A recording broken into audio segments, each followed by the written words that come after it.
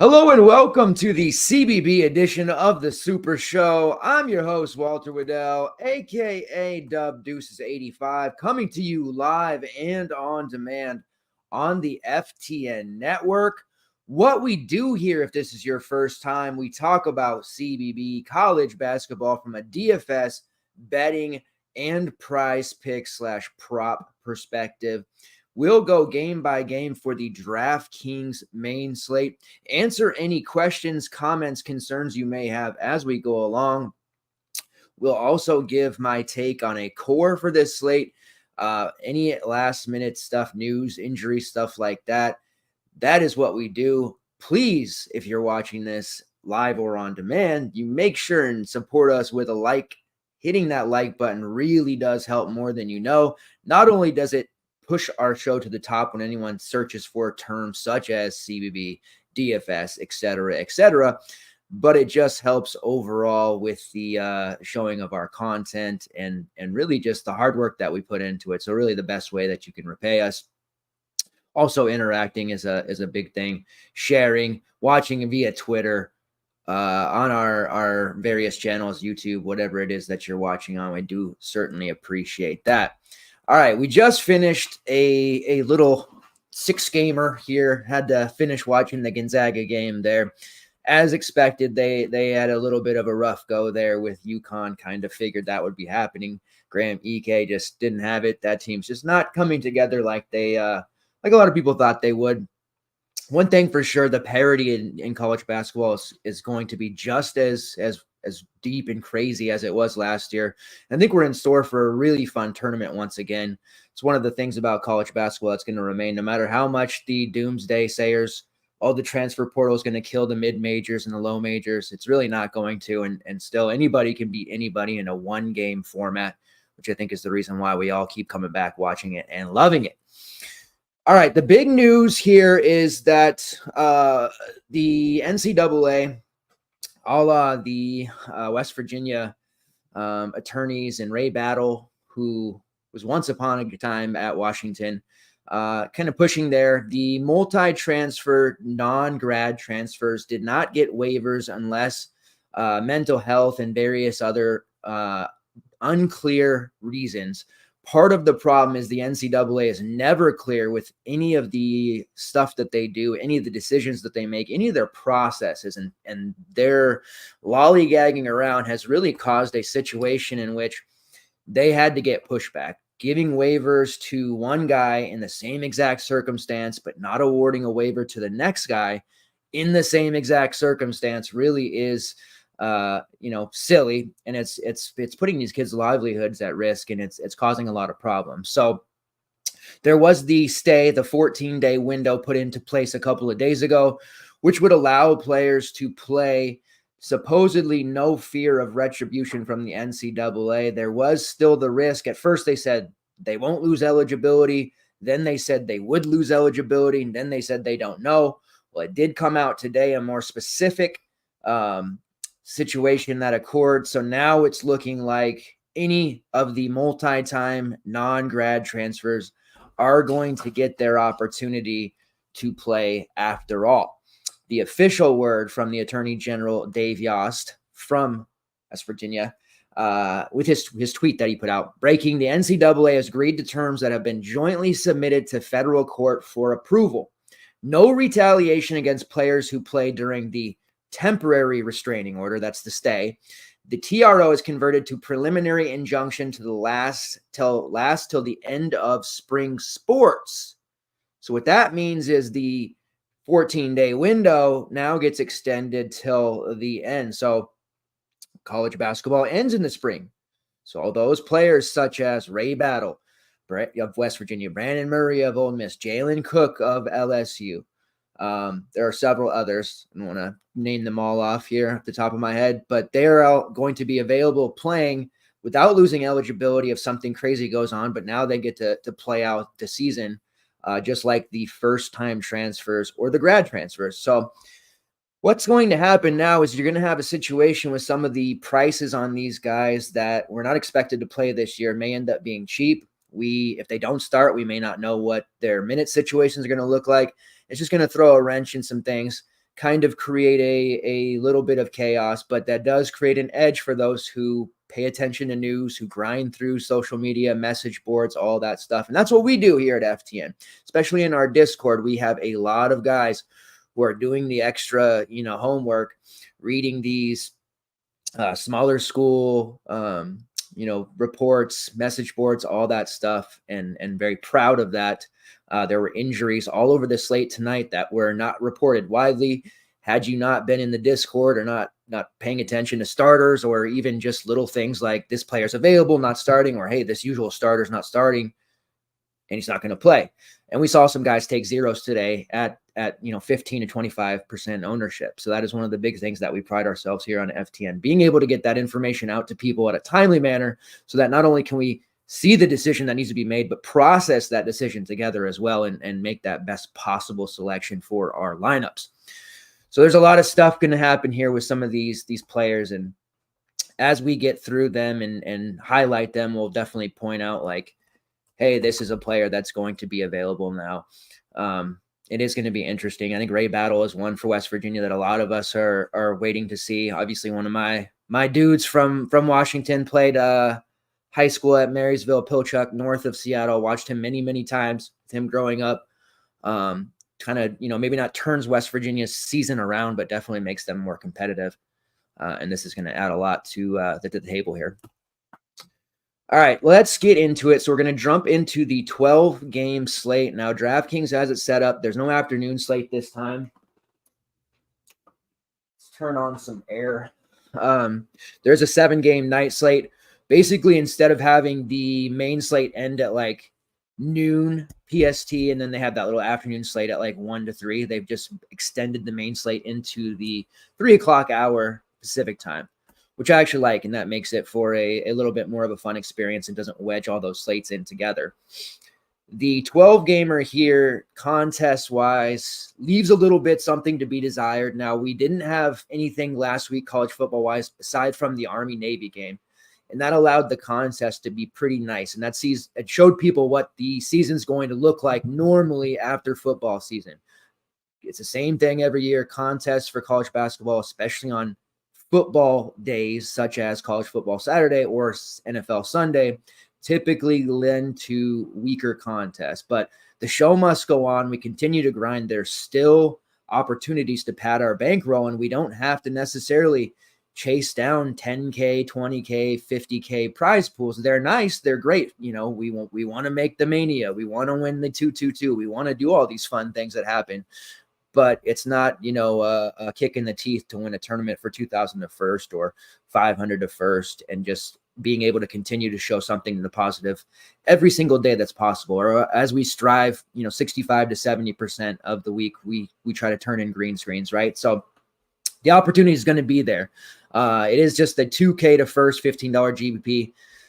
That's the main one. I don't personally really grind that one anyways. I typically try to stick to single entry stuff, although I am going to be doing MME stuff more here starting the end of this weekend, early this next week. I kind of mentioned I might be able to get into that this week, but it didn't quite happen. The holiday schedule has been crazy, but I am going to expand upon the content, which we do offer, obviously, daily content, written articles for each slate. We do 3 to 4 shows per week. And then also we're going to be having an exposures list, which is my own separate deal for subs. That's going to be on a sheet. And then there is going to be minutes / FPS projections as well. I'm not the most seasoned of projection building guys, but I do like to think I know something or two about college basketball, getting a system in place where I can just plug in the minutes that I think, and having a decent enough number to be able to give you guys a sheet to look over, I think is going to be very helpful. So that is in the pipeline. We are working on that, and that is going to be something next year for college football that we're also going to be looking to do. All right, let's get into this 12-game slate, starting with the first game on the slate. And these are going from, the last few slates this week of the finals week. There's been really a lot of blowout games. It has led to some lesser known programs on the slate, which is nice, but we definitely have a lot of matchups between power teams that a lot of people are going to be more familiar with. First game on the slate, LSU versus Texas. Texas comes in as a 7-point favorite. Total on this one of 142.5. I always joke that the DK special is kind of like 144 to 147, and a lot of the games will be the case there. Looking at LSU, starting off with Jalen Cook, who was our dude for Tulane all last year. Every time and every opportunity we had to use Jalen Cook, we did. He's technically able to be available. Now, I've seen reports on several players like Array Battle that are going to dress and be available. I don't have the full status on Jalen Cook just yet. If he were to jump immediately into the starting lineup, which seems rather unlikely, he would be an excellent play at 8-1. Texas historically has been a pretty good defense that you don't want to target over the last couple of years, but they're certainly not to that level that we're accustomed to yet. Obviously, Coach Taylor in his first true full season, they haven't had a healthy Dylan Dessou to this point just yet, and they're trying to get a acclimated roster with lots of new pieces to work together. Max A-Smith is in a totally different role than he's used to during his time at Oral Roberts. Tyrese Hunter, he's his typical kind of up and down player. Ithiel Horton hasn't exactly been healthy. So this Texas team, they're not as daunting as they were last year. And even last year, they weren't daunting until it got into March. And really Dessou Cup, he kind of carried us there. As you can see, we got the Dylan Dessou jersey there. So starting out with LSU, I certainly like Jalen Cook from a DF or a GPP perspective. If he were to be available, marked available, and we knew that, and even if he wasn't starting, certainly not a main team play yet. And I don't expect him to jump right in. There have been a couple of occurrences so far where guys who were ruled in or ruled eligible, like on UNLV's game the other day, where Keelan Boone did play against Creighton and they won that game. He didn't start, but he jumped immediately into 31 minutes playing with his brother Caleb. Then we saw a situation with Arkansas State. Mikael Mitchell for Little Rock, was available, didn't play, but he is available. Didn't dress, but he was there, kind of thing. So we just have to watch out for news and be aware and be relatively responsible with what we consider to be our main lineups. The LSU rotation has typically been without Cook in the starting group. They've used the freshman, Mike Williams, Jordan Wright, who transferred over from Vandy, Jalen Reed, Milwaukee Wilkinson, and Will Baker. The primary bench pieces have been Tyrell Ward, Derek Fountain, and Carlos Stewart. Trey Hannibal played 22 minutes in their last game. Tyrell Ward only played 5, and Carlos Stewart had a numerous amount of starts to begin the year. He was, of course, the transfer from Santa Clara, who was an integral part of their team last year with Brandon Podziemski, who's in the NBA now. Not playing particularly well in this new capacity with LSU, was benched and now is barely playing. So not exactly a very good role for him. Typically, when I look at this team, at least so far this season, we've been using Will Baker, especially at a cheaper price. His price did balloon after several big games. Now he's had a couple of down games, 3 of his last 4 under 20 fantasy points, which has had his price drop back to 6.2. I don't mind him. I don't think this is a game where he gets into foul trouble just because he is a big that likes to bring it out, take threes. Not as worried about him against Cajun Shredrick, but he's definitely not a main team play, but the 6.2 price point certainly has to put him into play. Where I want to look for this team is, again, Jalen Reed, who is a very reasonable 5.9K, playing a ton of minutes, really has started to develop into a upper tier player for this team and somebody that they're relying upon heavily. Typically, and there's quite a few new people, it looks like, on the show. What I like to do is talk about rates for certain teams.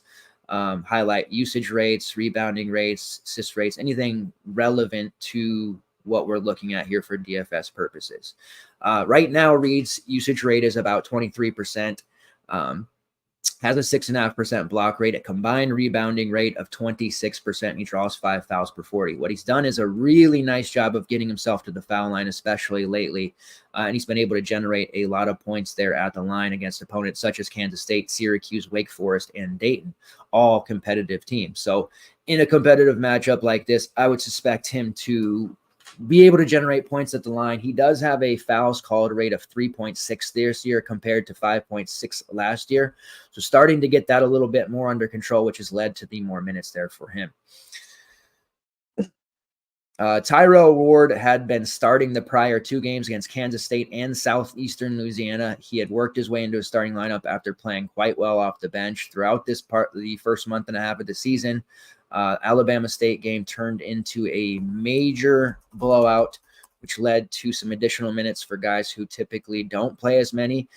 Tyrell Ward was not injured from what I read, and should be back to a normal, quote-unquote, minutes role. But if he doesn't start, I think it would be hard to use him. There was talk of him being in the doghouse for whatever reason, but I think that was more just people talking about rumors or trying to figure out why he only played 5 minutes, because it clearly didn't look like a injury situation there. But we'll see. If he's back in the starting lineup at 4 or 5, he certainly has to be considered.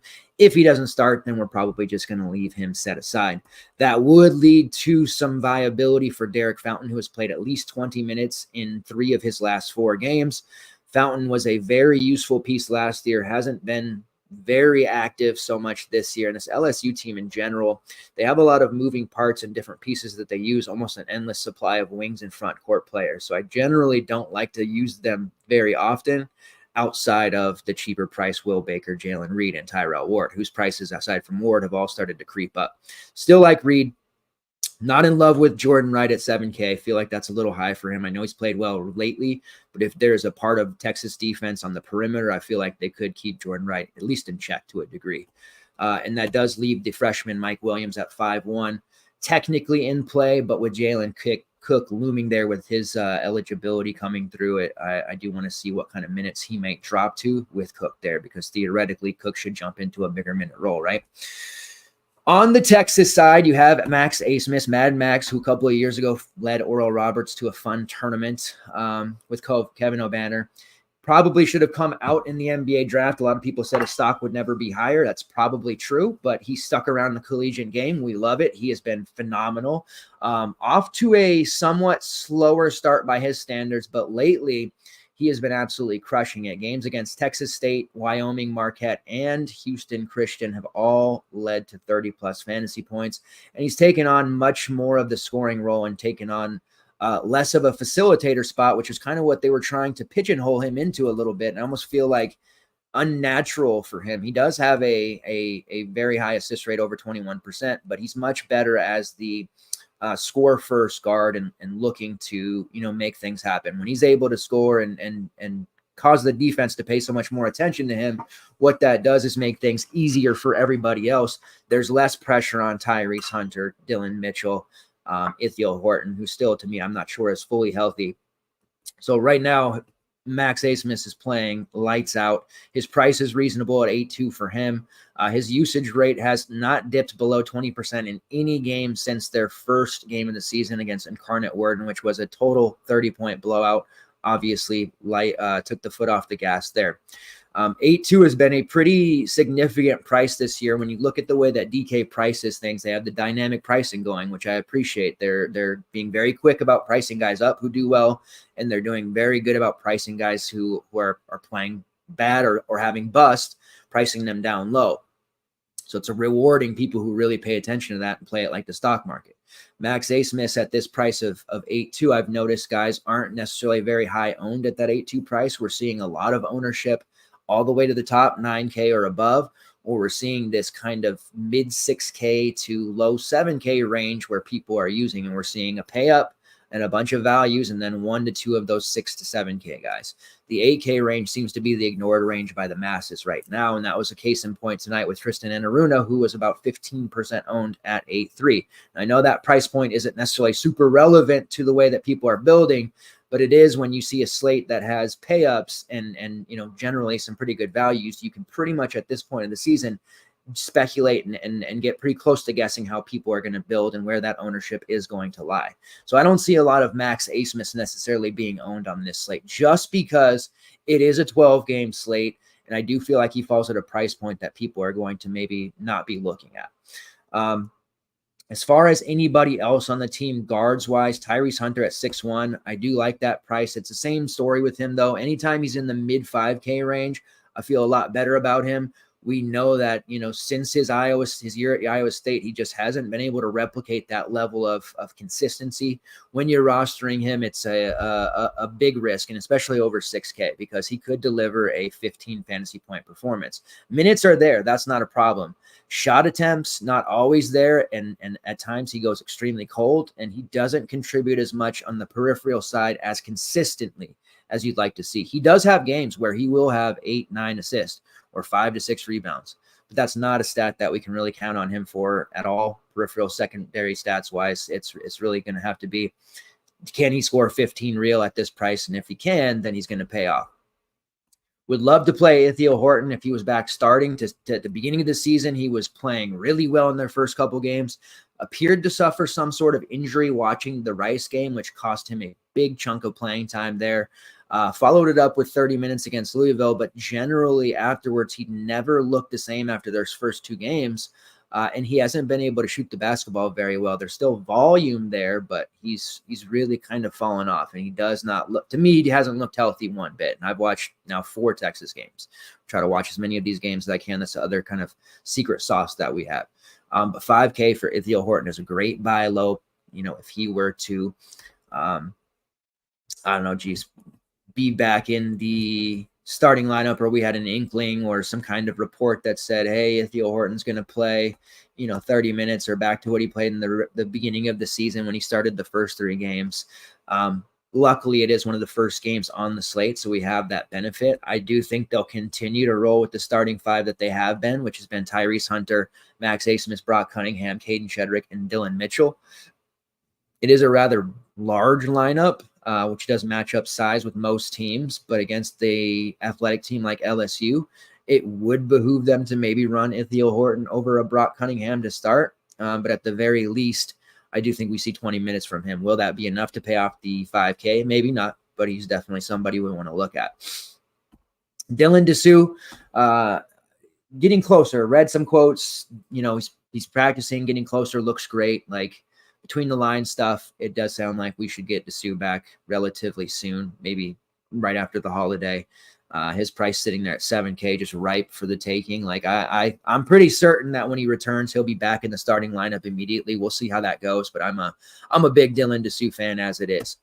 All right, moving on to the next game here because we have a lot to talk about. What's up, Don? I'd like to know what game you're on. Just want to play one game tomorrow that's going to cover the spread.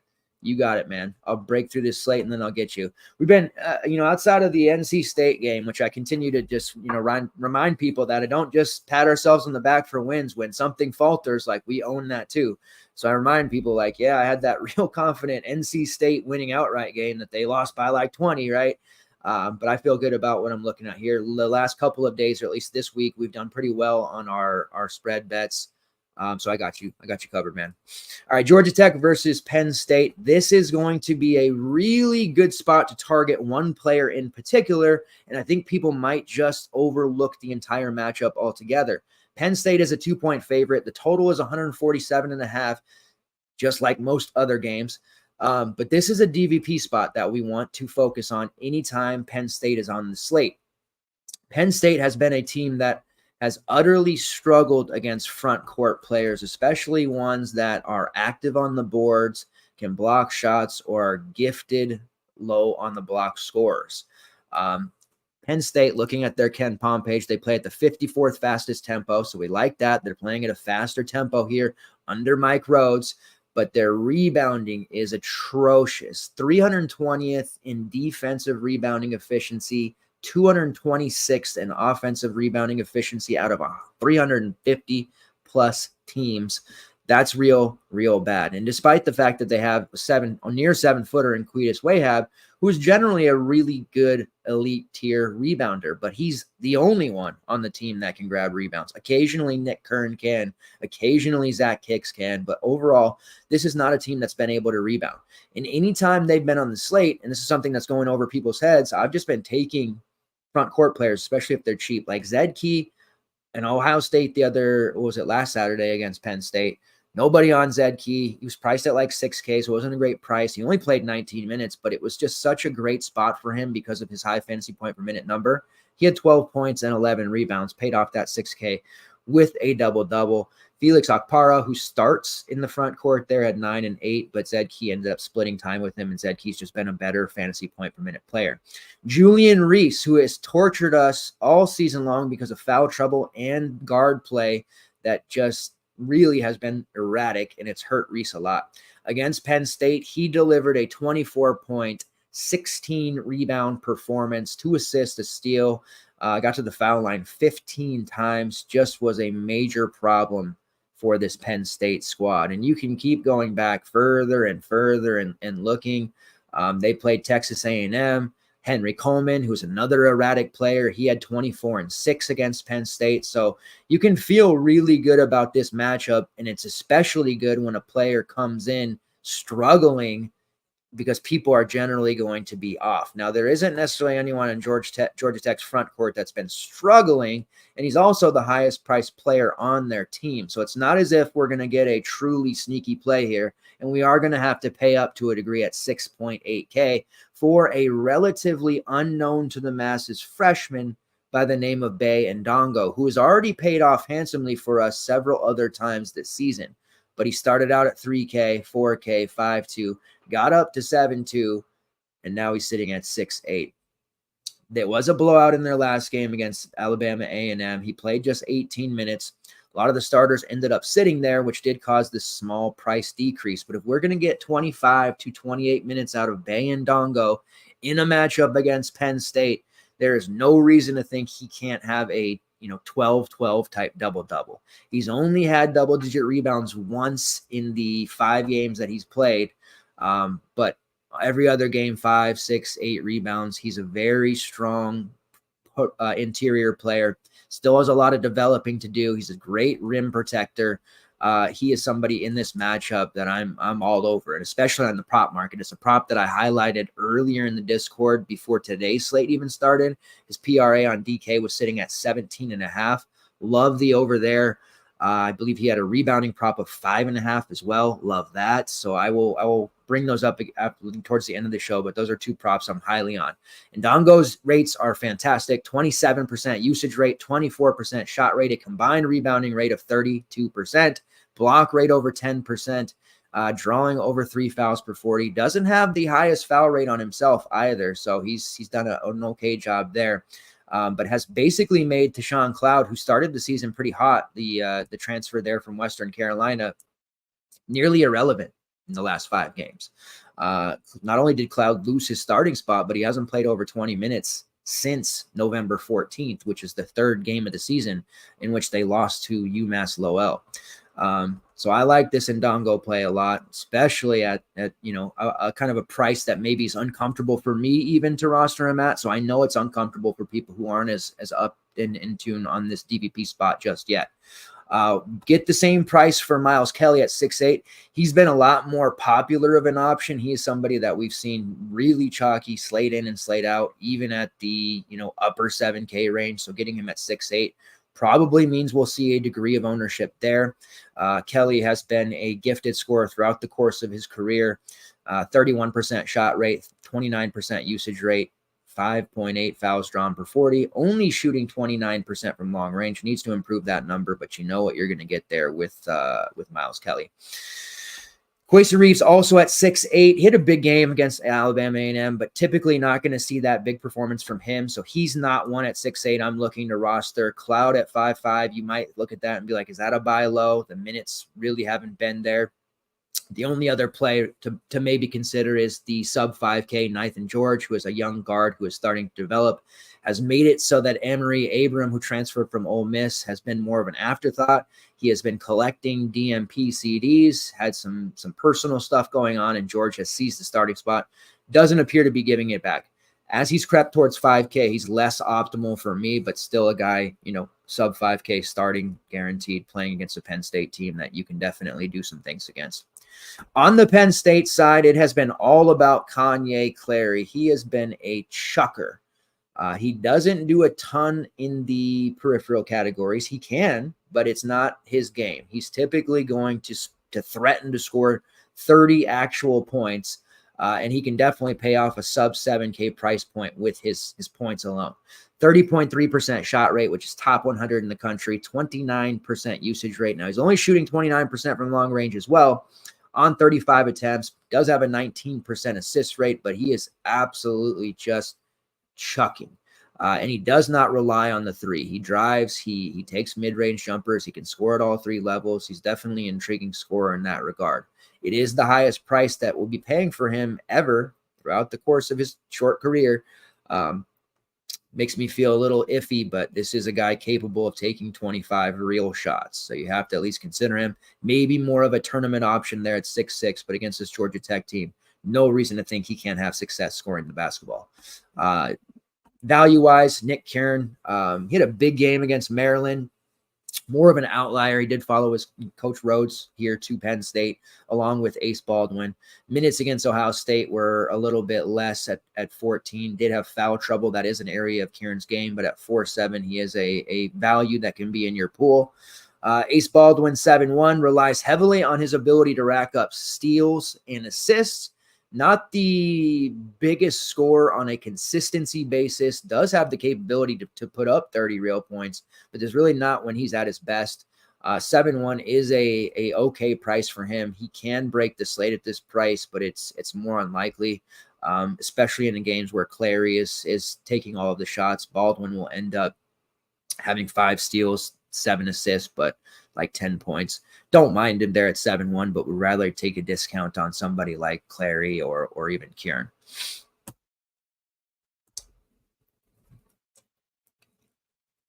And I wouldn't look too much into North Carolina transfer DeMarco Dunn, who had 29 fantasy points in 20 minutes against Ohio State. Hit a couple of threes, had 3 steals. I am not so sure that's going to be the game that gets him going. Is worth paying attention to him to see if those minutes are going to continue, but really probably not going to be looking there too often. I think it's a little bit of a one-off there.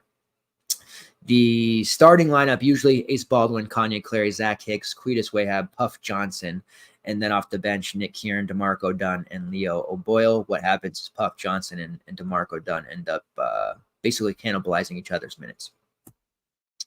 It is worth noting that Leo O'Boyle, who was very good in the Patriot League for a few seasons, has had his minutes trending up 19 and 25 over the last 2 games against opponents such as Maryland and Ohio State. He does sit there at 3.8. If he were to move into the starting lineup, he does have a little bit of intrigue for sure.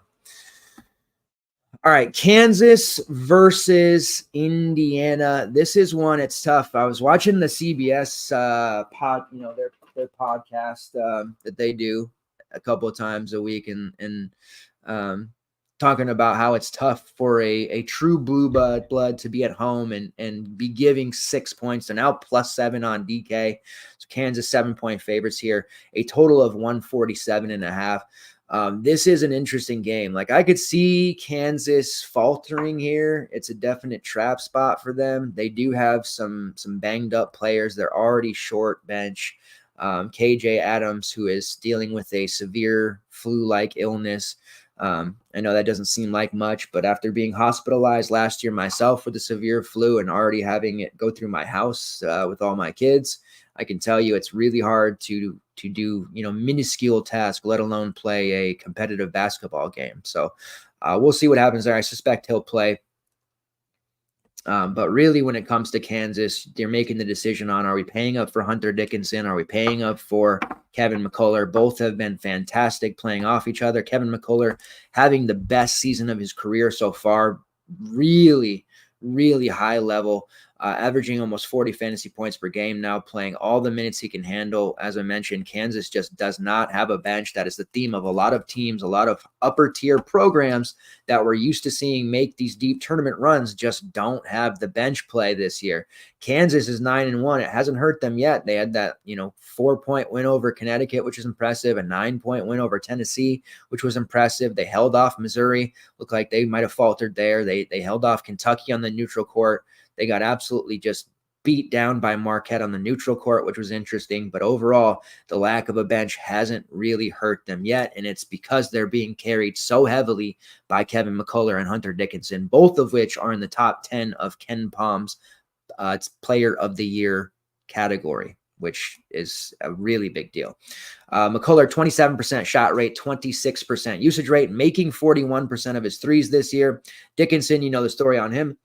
30.5% defensive rebounding rate, which is top 6 in the country. Usage and shot rates well above 24%. Both are going to cost you accordingly. You clearly can't play both. I would be less inclined to use Hunter Dickinson in this spot against the athletic front court of Indiana. I do think Dickinson will do a good job getting guys like Kel Ware and Malik Renew into foul trouble. However, being on the road, sometimes these collegiate refs, they get a little bit lost in the sauce and they in the moment, if you will. And I could see a call going against Dickinson that maybe is rather questionable. And right now, we've made a conscious effort this past week and a half to go back to the more balanced nature of our lineups that has made us so successful in the past and less reliant on having to pay for, who's on this slate, Zach Edey, Hunter Dickinson, players that are over 10K, because if they don't hit that monster 45 to 50 number, you're just so far behind, because your values that you're ending up paying, if they don't hit the 5x plus, like getting 8 from like a 3 or 5 guy might not kill you necessarily, but it does when you pay 10-6, almost 11K for Hunter Dickinson for him to deliver you a 32.5 fantasy point game instead of a 50-55. Meanwhile, 2 guys in the 6K range deliver you a 40 and a 38, and you're absolutely crushing those Dickinson lineups. So we're making that effort to really kind of steer away when possible from those type of builds. And it's been successful for myself and a lot of people in the FTN community. Not saying it's always right by any means, but I'm trying to really kind of rear back towards that. So I'm probably not on Dickinson here. If anyone, Kevin McCullough, who is, just as expensive at 9.5, but he has been really good with his rate. So he is my preferred option there. I do think we see Elmarko Jackson, the youngster, start to play more and more minutes. He's really one of the, unsung, unproven guys on this team right now. The transfer from Towson that they brought in, Nicholas Timberlake, who's damn near min price, he's just not worked out. The transferring up into a elite conference, elite program has just not been the case. There's been other transfers that the Jayhawks whiffed on. Timberlake's not going to be able to give them much. It's pretty clear at this moment. So they need Elmarko Jackson and they need Johnny Furphy, the 2 youngsters, to give them quality minutes. And we're seeing them start to play more, even in games that are closer, because as we get into conference play, God forbid, an injury or foul trouble, you're going to have to be able to turn to those guys. And even so, they don't have a lot of size. They have Parker Brown there, the brother of Christian, who's going to have to give them 8 to 10 minutes, but he hasn't really been productive at any point throughout his career, either at Missouri or Santa Clara. I don't expect that to change here for Kansas. So I am keeping an eye on Elmarko Jackson at 4.3. I think Jackson is a viable GPP value. Just because his minutes should be over 20 to 25, but that's a pretty tough road environment there at Assembly that I could see some trouble there. And we will see what happens with Adams. I don't expect him to miss, but if he does, that obviously shortens the situation in the rotation down even further. DeJuan Harris will play the entire game. He only scores when Kansas needs him to. It's the weirdest thing. Against Kentucky, they couldn't get any other baskets going. Nobody else scoring. Harris scored 23 real, proven that he won't score unless pressed into a situation like that. He's okay at 6'5", but generally not going to be anything more than a defensive presence and a offensive facilitator, maestro type. On the Indiana side, Kel Ware has proven that Oregon is a a bit of a lost stage of their program right now under Dana Altman. Kel Ware should not have walked out the doors for Oregon. Obviously, coming to Indiana, he has been stellar. 8-7. Anytime he dips under 9K, I think we need to consider him, but the matchup with Dickinson is not ideal. And we can go and look at when he's been matched up against other elite tier or at least like above average tier front court players. Against Auburn, or a guy, Janai Broom, he had 28 and 29 minutes. It was a blowout loss against Auburn. Against Michigan in a game that they won, he had 13 and 8, but Oliver Mkwa did a good job on the boards. Kel Ware was, not as active as we had been used to seeing him. Against Julian Reese, he went nuts. He had 40. And against Harvard, he went nuts, had 52. But we do have several instances of him playing like against UConn in their front court, 11 and 8 and 32 minutes in a blowout loss, 20 fantasy points. So I am a little bit hesitant there, and I would probably not have Kel Ware in my player pool until he shows us that he can beat an elite tier program / big front court. Malik Renew for 2K cheaper at 6'5". I think he has GPP viability. He has shown that he is breaking out, and he's playing really well next to Kel Ware. But that 6'5" price does not give us a lot to work with there. Going down to the rest of their options with Xavier Johnson, just habitually injured, sick, or not healthy. There are going to be more minutes and more opportunities for Gabe Cupps, CJ Gunn, Trey Galloway. All low fantasy point per minute players. Now, Gabe Cupps did have 25 fantasy points against Auburn in 31 minutes. He has played 21 plus minutes in 4 straight. And I feel like people might have this tendency to just go there and lock him in at the 4.7 price. I would say that's probably a mistake going up against that Kansas perimeter. Guys like Harris, McCullough on the wing that are just going to cause turnover after turnover. And I don't think that Cupps is necessarily going to get any shots off. So we're not talking about a 3.5 Gabe Cupps either. We're talking about a 4.7, almost 5K. So I'm not going to be one to chase him as a value. I don't think he's even playable. I do think we'll see ownership on him. If I had to use someone, I think I would look to CJ Gunn, who is hovering around that 20-minute mark there at 3.7. He does have a lot of talent. He can shoot a little bit. He would be my preferred option if you have to use someone. And then you have the youngster Mackenzie Mbako, who has been a bit of an enigma to start. He was very ineffective through the first portion of the season here. Had 2 really big games against Harvard and Maryland. Has been pretty mediocre since. The minutes seem to be consistent, but that's just what you're going to get with him. He's very raw still as a prospect, has further development to go. 5.1K is an advantageous price, but I don't necessarily think this is a very good matchup for him where he does end up paying that off. I think he hovers around that 15 to 18 fantasy point mark. All right, next game on the slate, Baylor. If you want, if you feel it's safe to bet your life savings, I never usually recommend to bet your life savings unless it's like a mid-major, low-major situation, but who am I to tell you it's not? All right, Baylor versus Michigan State. Baylor minus 3.5, 144.5 over under. The Michigan State Spartans have been a disappointment. It was like a week after the tournament ended in April, and I felt really good about the Final Four future that I placed on Tom Izzo and Michigan State. Really decent odds and felt like this can't go wrong. Through the first month and a half of the season, Michigan State is 4-5. That is somehow not the worst start in Tom Izzo's career, though. There was a worse start in which they went 4-7. So that's still up for grabs if they lose this Baylor game and then Oakland right after. This Michigan State team is a mess. They have some really good freshman recruits that they brought in. They're not using them properly. They're not developing properly. Xavier Booker and Jeremy Fears. Like at this point, what do they have to lose by using those guys? Can't be any worse than what you're getting out of Matty Sissoko, right? It's just, or Jay Nakins for that matter, whose draft stock has to be in the toilet at this point. This Michigan State team is real rough right now. prices are going to continue to fall on these guys. Now, the sub 7K price point on Tyson Walker is very appealing, and I thought he would be a lock button play against Nebraska just a few days ago, but he did not come through. He did have I guess he did at the end. He had 27.5 fantasy points, scored 17 real, but it took some really late game stuff to happen there. The first like 17 to 20 minutes of that game, he was stuck at 8 fantasy points, and it was getting real worrisome. Now they're facing a Baylor team with an even better defense and a really strong coaching staff and system in place. I don't feel comfortable or safe with any of these players. The only DFS option that I even remotely feel like you can use is Malik Hall, but he is 6.5K after a 40 spot that he just put up against Nebraska. He's typically not going to do that, so we're talking about an overpriced Malik Hall for what he typically gives us. I would have to see a major shakeup in the starting 5 for Michigan State before I considered any of them.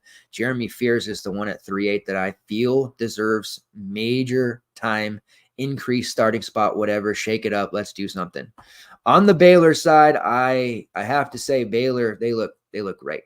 Only 3.5 point favorites. That's given some respect here. Obviously, it's not a true home game, I suppose. But it is in Detroit, so it might as well be for Spartans. So I get it.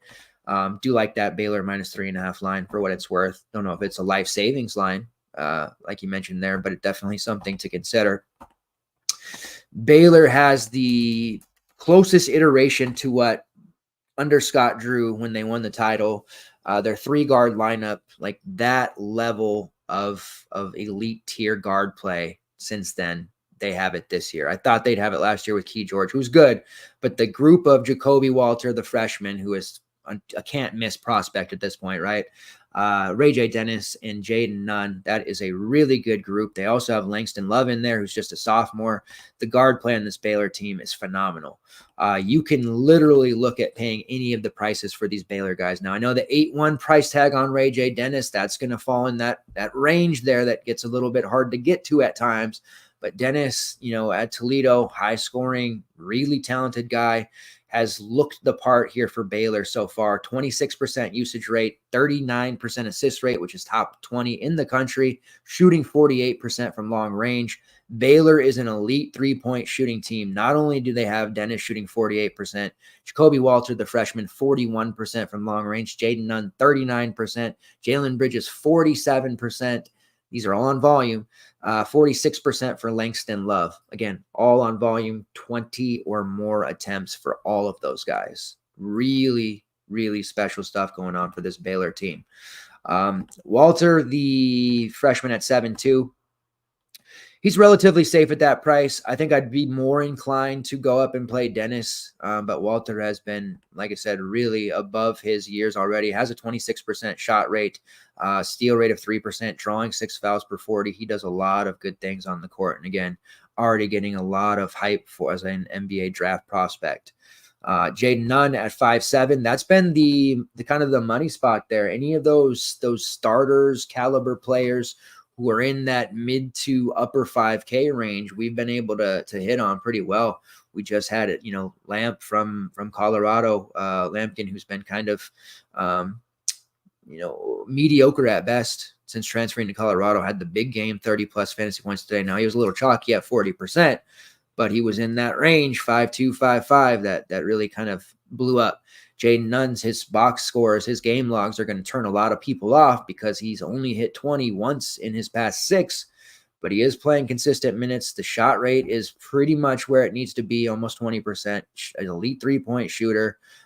He's definitely a guy to consider there at 5.7.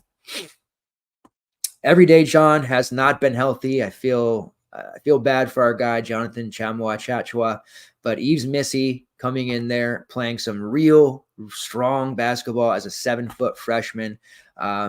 Minutes have been a bit, all over the place. He does have foul issues, as to be expected, but Baylor's just been involved in a ton of blowouts. A lot of the minutes issues for these guys is just the fact that they're beating team after team by 30 plus points, and they've had a lot of cupcakes on their schedule.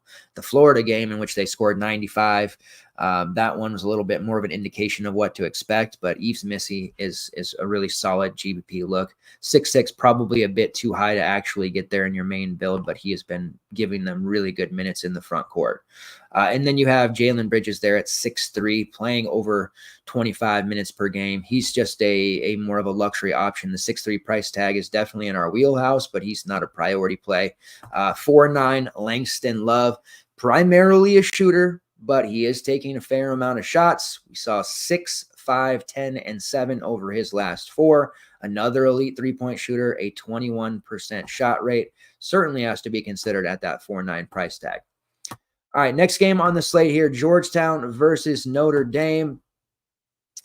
Notre Dame 5-point favorites, 139.5 total. It's a little bit peculiar to see Notre Dame favorite over, at this point, anyone except Louisville maybe, but Georgetown hasn't been great. We're also seeing, the questionable tag on Jaden Epps.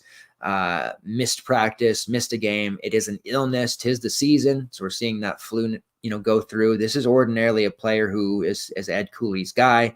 He is just, says all the right things about Epps. It's his guy. All the sweet nothings in the world. 7-1. Expect him as healthy to play 38 to 40 minutes. Certainly has to be in consideration. Notre Dame can't defend. They give up fantasy points to every position. It's a great DVP spot if Epps plays. If he doesn't, the youngster Rowan Brumbaugh stepped into the starting lineup against Coppin State and played extremely well. 30 minutes, 7 rebounds, 4 assists, 5 steals, and 14 points. He's got 9 steals in the past 2 games alone. Now, that's not a stat we can typically, unless you're Posh Alexander, predict for a guy on a game-to-game basis. But Brumbaugh had enough shots. He was involved enough in the offense, had a nice usage rate in that game as well, that without Epps, it looks like he's going to be the one to absorb that role and those minutes. And there was a reason that, Northwestern and obviously Texas were all over this kid coming out of high school. He's got a lot of talent. He's gone through some struggles. This is technically his first true season of playing, but he looked really good in that Coppin State game. But we also have to know it was Coppin State, right? But at 6'3", if he starts and no Epps, gotta consider him. At this point, we probably can't use Jay Heath. I think he's kind of maxed out on a game-to-game basis at 20 fantasy points. He's $6K. I'd love to get involved at that price, but I think injuries throughout his career have kind of robbed him of the explosiveness that we saw early on. Ish Masood was major chalk at 5'5". He'll probably be major chalk here at 5'8" as a cheaper forward option in a good matchup. Now, I know he didn't particularly do all that well. He did end up finishing with 19 fantasy points, which wasn't a death sentence at 5'5". He shot 14 times in that game, made just 3. So it's important to make that realization. Since he has become eligible and played over these, last 4 games, he has been utterly chucking the basketball. And Ed Cooley is letting him do it, so he's not going to stop. In the 4 games played, 29 threes attempted. He's made 35% of them. 29 of his 46 shot attempts are from long range. At 5'8", has to be considered. He rebounds at a pretty nice level, contributes in all categories, just wasn't making his shots in that game against Coppin, and still basically got there close enough to where it wasn't, like I said, a death sentence. 26% shot rate so far in those 4 games. Does have a defensive rebounding rate over 16%, a block rate over 5%. He's definitely a guy to consider, and I think we want Georgetown exposure here. Do we want a Georgetown mini stack like last slate? It was smaller, so maybe not, but this is a matchup that we can definitely get good scores across the board for these guys. Without Epps, it seemed like it might be a good idea to get some Wayne Bristol. He is 4'8", but he's just such a low volume guy, low fantasy point per minute player. Not really interested. If it's not Brumbaugh or Masood, you have basically 2 other options. Supreme Cook, who I feel at 7.5 is priced to, accordingly and where he should be. But really Dontrez Styles, who comes with that guard forward eligibility, contributes in all categories, looked very good. Slow start against Coppin State, but ended up exploding for 36 fantasy points. I do think at 7.4, he is a viable option, and he did clearly absorb a lot of the Jaden Epps usage. Brumbaugh in the first half did. In the second half, it was mostly Dontrez Styles. is the pecking order. It would be still Masood first for me, Brumbaugh, Styles, and Cook in that order. And everyone else, no, if Epps plays, then he jumps to the top of the pecking order, or maybe slightly behind Masood just because of pricing standpoint. Notre Dame, the Georgetown defense is currently 303rd in ranked 303rd on KenPom, by the way. So not a great defense. The Notre Dame lineup is starting to get a little deeper as guys become available and are getting healthy. The starting five, typically we're going to see Julian Roper, Marcus Burton, Keba Njai, J.R. Konizia, and Tay Davis. Braden Shrewsbury comes off the bench, and then we see a little bit of Matt Zona, Kerry Booth, and Logan Imes. We want to stick to the starting five for this Notre Dame team. Burton is the player with the very high usage, high shot rate. He started the season off very hot. 34% usage rate. That's top 15 in the country. Top 70 assist rate at 32%, and a shot rate of 33%. He has not put together these slate-breaking performances that we saw at the beginning of the year, but he is very, very young. He's still only a freshman, a little undersized, but he is playing 76.4% of the minutes, and he does have a lot of upside at this price of 7.2, which is kind of on the lower side for what we've seen him throughout this first season. 6'7" was his tag against Marquette, and he ended up delivering 32. And I think that's a similar output that we can expect here against Georgetown. So he's very much in play. The price for J.R. Coe at 6'2", it's gone up a little bit too high for me. He is only a sophomore, still very young, has a lot of talent. You can see in watching the games that he's going to be a very productive player, but I'm not interested in paying 6.2 for him, but I do like him overall in his long-term prospects. It doesn't get until really Tay Davis at 5'7", who is a GPP look at best here. If he can stay on the floor and not get into foul trouble against Supreme Cook and log about 28 to 30 minutes, he's shown an ability to rack up a high fantasy point per minute number. That would mean he should get close to 28 to 30 fantasy points. 5'7", not going to play him. I don't think most will, but this is a matchup against the Hoyas where he could be on the optimal GPP lineup. So I did want to name him because they're letting him play and he's developing, unlike the opportunities that weren't there for him at Seton Hall last year. 4'7", you have the starter, Keba Njai. He's okay at that price. I think, at 4K, he's probably optimal. Closer to 5K, it's a little more difficult. At least you're going to get a guy starting playing 25 minutes at sub 5K. You have that if you need it. Next game, Texas A&M and Houston. What's up, Woods? Just from a betting perspective, or what? Like straight up, I talked about the game earlier. I like LSU +7. If you're looking for a side to bet there. If Dylan Dessou were to wake up in the morning and play, then I would not touch LSU because I think Dessou, even though he hasn't played yet this year, is that good. I'm also extremely biased. He won me a washer and dryer, the epitome of adulthood right there. So maybe I'm a little biased, but I do think as it stands right now, no Dessou, LSU +7 makes a lot of sense. Texas A&M versus Houston, not a game that screams DFS friendly. Although the total indicates that there is a few pieces here that we might want to look at. It's a 7.5 point spread in favor of Houston. The total is the lowest on the slate. The only thing that would be worse would be Houston playing Virginia. 130.5 total here. We know the deal on Houston. They are an elite defense. They play at a slow pace. They're physical. They're going to bang people around. They're going to hit shots, and they're going to force you to play their style of basketball. Texas A&M has been really good so far this year. Wade Taylor has been crushing it. Henry Coleman has exceeded all expectations, and they've gotten some production from their secondary role players. But they're going up against a Houston team that does not play. There is a questionable tag for Juwan Roberts, who's been dealing with the knee injury. It sounds like there is a very high probability that he sits out, or at the very least is highly limited in this game.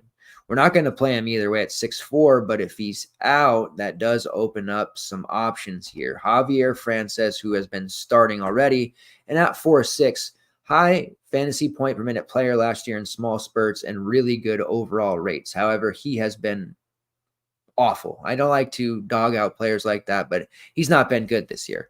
Without Roberts, his rebounding upside goes to the roof, and he does have a borderline main team vibe there. If we can be assured he's going to play somewhere between 23 to 25 minutes. Anything below that minute mark, he's not that interesting. So stay tuned for how that shakes out. And that is the second wave of lock games there. So you won't know right away. The real secondary options to consider: Manny Sharp, who's there at 5'9", which is, it's going to be a little hard to justify that, and Terry Arsenault, who's there at 4'6". Both looking like they're going to play over 20 minutes with ease, and both have been producing fairly well and have contributed at a very high clip there with those minutes, especially lately. Arsenault is the one without Roberts that I think becomes the more interesting of the two between him and Javier Francis. And I know that the positions maybe don't line up there, but sometimes these sites don't actually put guys where they actually play. And Terry Arsenault plays a lot more wing, small ball 4 than he ever would a point guard or even 2 guard, where Manny Sharp does play a lot of interchangeable guards. So Arsenault has an elite offensive rebounding rate, overall a pretty solid combined rebounding rate, which equates to 28%, and has shown over the last 2 games, granted against Rice, who's very lowly, and Jacksonville State, who's also very lowly, 19 combined rebounds. Without Roberts there to take those rebounds and some of the shots that would open up, Terry Arsenault at 4'6" becomes a really strong value play across the board in all formats for me. I think there would be the opportunity for him to jump into the starting lineup and not Joe Tugler, who was the other freshman on the team that was theoretically the 1-for-1 trade of if this were the NBA, Tugler would go in and do everything that Roberts does, like interchangeable, no difference. You know how it is. You gotta play whoever comes in at that price because they're just never gonna fail. So Tugler would be the guy, but he's also dealing with back issues, and those back issues can be tricky because you just never know when those they're going to flare up or cramps are going to happen. If we could be assured that he was past that or he was in the starting lineup at 4-1, absolutely we could consider him. He did play 23 minutes in their last game, but not a guy who's going to take many shots. But at 4-1, he could theoretically have 12 rebounds, block a couple of shots, and pay off that price, ending up on an optimal without having to score at all. So I do have the interest here in the Houston front court, generally going to try and go cheap when I'm looking at this Houston team. And a lot's going to have to do with the status of Juwan Roberts. And if he's out, who actually steps into the starting lineup. Would love to still use the Temple transfer Damian Dunn, but I think at this point we have to leave him on the sidelines. He's only priced at 4-4, but that higher scoring version of himself that we saw in the A10 is clearly not going to come out to play in this system, at least not right now. The 2 expensive guys on the team, LJ Cryer and Jamal Shead. Now, personally, throughout my experience with Jamal Shead, I rarely get him right. And if you look through his logs over the last couple of years, I mean, he has great rates, but he has a tendency to also stop shooting. When Houston's offense runs dry, he will be the guy that they look to, although they brought Cryer in to handle some of that pressure. Shead is very strong peripheral player, the inverse Cam Thomas. Could put up 5 real points, still 30 fantasy points because he'll get 3 steals, 8 assists, 5 rebounds, maybe a couple blocks. Rarely is he going to be dropping the 30 real, a la our guy Cam Thomas when he was at LSU. 7.2 is a nice price for him, but we've been here with him before. If I'm paying up for a Houston guy, LJ Cryer makes the most sense. He's just been hitting value at this price so consistently. He represents a very safe option. And he is scoring a lot, and he's the guy that has carried the load here on a Houston offense that maybe doesn't have as many consistent options. I do see Manny Sharp stepping into a bigger role. He's been great. Again, to drive home the point about Shead, he's got the 6th best steals rate in the country, the 2nd best assist rate in the country, but his overall shot rate and his ability to score just isn't really there. Cryer, 39% 3-point shooter, 30% shot rate. The real deal, coming over from that Baylor team. Just imagine this version of Baylor right now with Cryer instead of none. That's hot. That's hot. But Cryer on Houston is a real good play at 7K if you can get there. Texas A&M, again, I'm not going to really target against Houston too many times. Now, I do look to target against a team like Virginia, who's in the same situation. Elite D, they slow games down. But we've over the past 3 seasons in Coach Bennett's system found a DVP spot where opposing athletic, versatile front court players just own Virginia. We saw that with several different options already this year, one being Henry Coleman when he had 16 and 14 against them. Do I think he'll do that against this Houston team? No, because they don't have that same weakness that Virginia has. They have capable, able-bodied front court players. However, if Tugler and Roberts are out, that does open things up a bit, but I think it'll just be a situation where it's next man up, and Arsenault is going to be able to bring that level of toughness. You just don't get minutes under Coach Sampson if you can't play a harassing, violent, physical style of defense. So Coleman is appealing at 6'5". He's shown upside. It's almost like it's a little bit of a trap spot, because we saw him struggle against the athleticism of Memphis recently, where he scored just 20 fantasy points, which dropped his price here to the 6'5" price point. But I am here to tell you that looks like a trap of the day. Tread very carefully with Henry Coleman. We've been here with him before as well. Paying up the 8K price for Wade Taylor, no. Generally, I'd say there's some value with a guy like Hefner or Carter, but my man who I've really been trying to make a thing over the last year, Manny Obasake, 22 minutes in back-to-back games against Memphis, 7 of 13, hit a couple threes, 22 fantasy points, only 3.8. Not going to give us anything else besides scoring, but if this turns into a game where Texas A&M just can't score or they wave the white flag early, which I don't think necessarily happens, but I think we could see Manny finally starting to break through. So at 3.8, I do have him slotted into our value pool. He's not a core play, but he's kind of on the cusp, definitely. And then you have Wildens Levesque at 3.7 who starts, but it is a fifth Beetle situation. Not going to play more than 10 to 12 minutes. Don't have to consider him. All right, moving on to the next one. We're going to go hyper efficient here. Thoughts on West Virginia, UMass? Well, if Ray Battle is in the mix now, gotta love that, right? Like, West Virginia's been a team kind of lost. Kerr Kriisa coming back into the mix now too, so they're gonna have finally a their available roster. I know Ken Palm has it 73-72 in favor of UMass. I haven't looked in the line yet, but I definitely will. It is a game taking place not on their normal home court. It's at the Mass Mutual Center in Springfield, I think. But I do like West Virginia with all the people, but all at the same time, how acclimated are those guys all going to be? They've been practicing it together, sure, but it's going to take some time to get all those guys to gel. But I do think theoretically they should beat UMass, right? Josh Cohen of UMass is an absolute stud, though. All right, next game on the slate, Memphis versus Clemson. Memphis 2.5-point favorites. We finally get a total north of 150, 151.1. Clemson, we got to love my guy, PJ Hall. He's just been priced so high this year. It's been so hard to get there. Struggled shooting the basketball early in the South Carolina and TCU games. Still ended up climbing his way above 35 fantasy points. That's just what he does. He is so safe. He is blocking shots at such a ridiculous clip right now.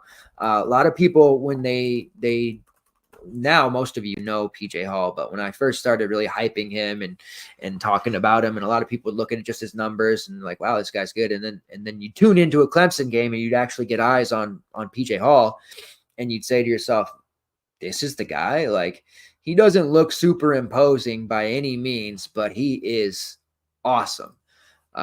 He's going to be a guy who probably doesn't get drafted high, similar to, his teammate who's what's he over in Denver now, Tyson, tore up the summer league and has been fairly productive. I'm talking about Hunter Tyson, of course, and he was really good in college last year. Like, I could see PJ Hall carving out a pretty nice role for himself in the G League, Summer League. Like, when Summer League DFS comes up, PJ Hall is going to be an absolute base god.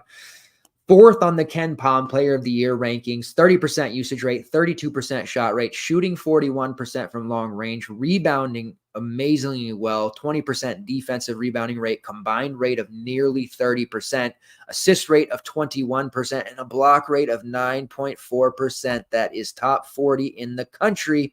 That's also a huge improvement over his career average. He's typically had a block rate of about 4.5%. He is putting up huge numbers across the board and playing well over 70% of the available minutes. Healthy, staying out of foul trouble for the most part, but even when he does pick up fouls, generally Brownell knows what he has to do. He'll try to cheat when he can and sit him, but he's got to play PJ Hall. And Hall's a very high usage, high fantasy point per minute player. Even if he does get foul trouble, when he's on the court, he's generally going to be racking up those fantasy points. So if there's a player to pay for at 10K, it would be PJ Hall. I feel comfortable there, and especially against this Memphis team that's going to have a few changes of their own. Jordan Brown apparently left the program, but now it's like he's a part of it again, or there's a lot of rumors there. And also they're going to get Nate Tomlin, who was booted out of the Kansas State program. And he's going to become available real soon because he graduates in such a time that allows him to apparently play for two teams in one season. It's the Wild West out there in the NCAA. So a lot of changes there for Memphis. But outside of PJ Hall, you have some other options to look at least from a GPP perspective. Joey Girard, who is the high usage gunslinger from Syracuse, really settled into the secondary role behind PJ Hall as his sidekick. Alpha guard has kicked Chase Hunter to the side in terms of usage. And Ian Schiffelin, who has really thrived and almost taken he doesn't shoot threes like Hunter Tyson did, but he's kind of slid into that Hunter Tyson role and playing next to PJ Hall. He is playing the best basketball of his life. 17 rebounds against Pittsburgh, 12 against South Carolina, 9 against TCU, 14 against Bama. Now, Clemson's non-con schedule has not been for the faint of heart. They have played some really good teams. Boise State was on that, UAB, Davidson, and I know UAB hasn't been winning a lot of games, but that is a tough team. Overall, Brad Brownell has the 3rd longest win streak. That's their coach that everybody likes to make fun of. And Clemson is 9-0 right now, running through this non-con schedule. Obviously, Pittsburgh was the first conference game yet for them, and they beat them fairly handily by 9 on the road. But overall, they've been winning games, and they're not blowing teams out, but they're winning games in a fashion where they weren't really ever looking like they were going to lose. The Alabama game in which they won 85-77, that one was never in doubt. Like Clemson just went in there and handled business. Ken Pom doesn't have it 76-75 in favor of Memphis winning. And again, the actual spread here, 2.5 in favor of Clemson. I would just sprinkle the money line on Clemson at this point. I'm still looking to roll with them. I like their roster overall, and I think that they're a better team than Memphis. Those prices for Schiffelin and Joey Girard, I think, are probably a little out of reach for us. Schiffelin, like, if you haven't been using him at the mid 5K range price, it's a little tough to justify now paying 7K for him. He's been great, but I almost feel like if you've been fading, you just have to continue. I'm not giving up on Chase Hunter. 5.3 is a fantastic price for him. Was the, quote unquote lead guard at one time. His one saving grace was that he was the offensive initiator, had a high assist rate, but now even his assists are kind of not saving him. His shot attempts haven't gone down either. He's just shooting really poor. 0 for 7, 1 for 9, and 4 for 11 over his last 3. This is a buy low spot at that 5.3 range. I think people will be a little bit hesitant to use him against that Memphis perimeter D that is a harassing style of defense, and they do cause turnovers, which I do think will be a problem for Hunter. But if that shot volume is still going to be there and he hits some, like against Alabama, 6 for 11, 3 for 5 for deep, he doesn't have to do a whole lot over that 20 fantasy point line here at 5.3. So I think he has to be in our player pool here and probably fairly high. And I know a lot of people will look at him and not want anything to do with him, but 5.3 just offers us a lot of salary flexibility within the rest of our lineups. And he does have upside at that price. I'm not ready to say that Joey Girard's completely pushed him to the sidelines just yet, and he's still playing relatively high minutes. RJ Godfrey, Chauncey Wiggins. Chauncey Wiggins has been a kind of a chalkier value option. He's really only had the two strong games against South Carolina and Pittsburgh, which were relatively recent, but he kind of showed against TCU. He's not quite to that level yet where you can just lock and load. 4 or 5 is a nice price, and I do think people will just automatically go to click him back in. And as long as Jack Clark remains, dealing with that groin issue where he's doubtful, borderline out, and Alex Hemingway, who is missing, at least a month, possibly more, there's going to continue to be those minutes at hand for Chauncey Wiggins, and he'll keep getting them. So probably still going to be in the starting lineup, and he's 4-4. Don't hate the idea of using him, just don't think he's a lock. Instead, I kind of like pivoting over to RJ Godfrey at 4-8. Godfrey's minutes haven't been there like Wiggins, but he's been a better fantasy point per minute type player. He does have the kind of look of the next man up next year when PJ Hall's gone. Only a sophomore himself. Has pretty solid rates across the board, 21% usage, 20.5% shot rate, a combined rebounding rate of 32%, and a block rate of 7%. So I'd love to see some more RJ Godfrey more consistently. 4-8, he's just a GPP value there.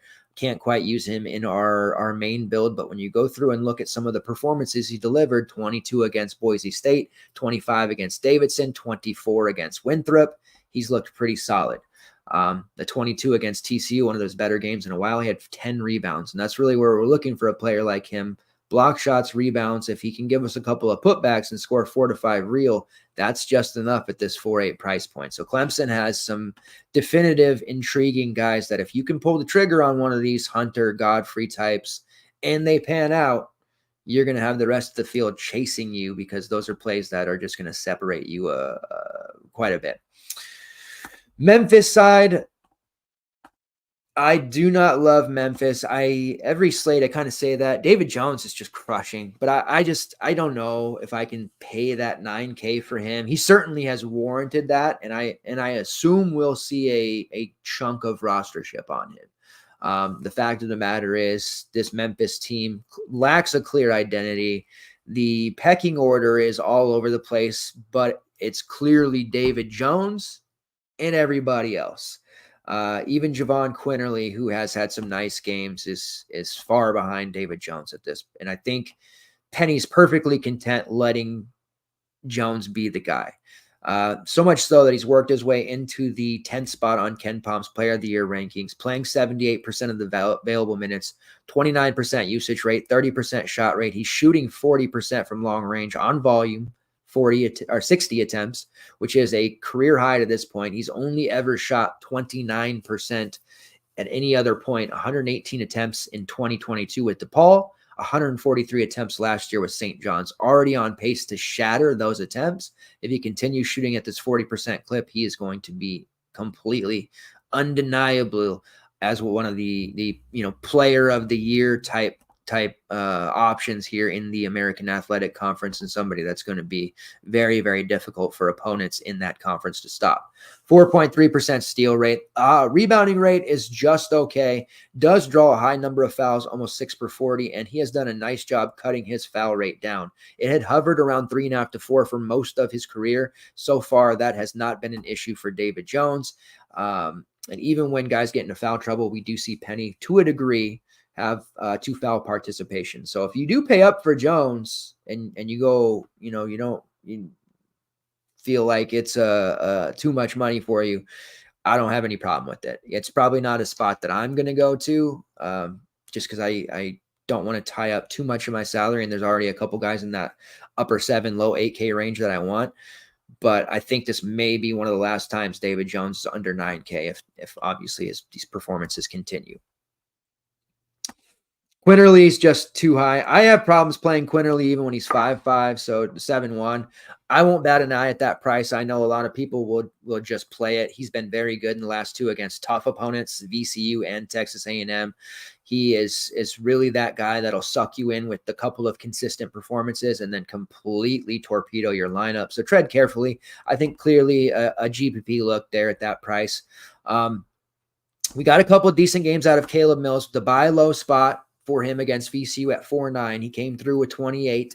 Then he followed that up with 20 against Texas A&M. Has caused his price to go to 5.5, but the minutes are basically solidified there for Caleb Mills in that 5.5 range. Probably a little bit more safe than Chase Hunter in the same game for 200 more.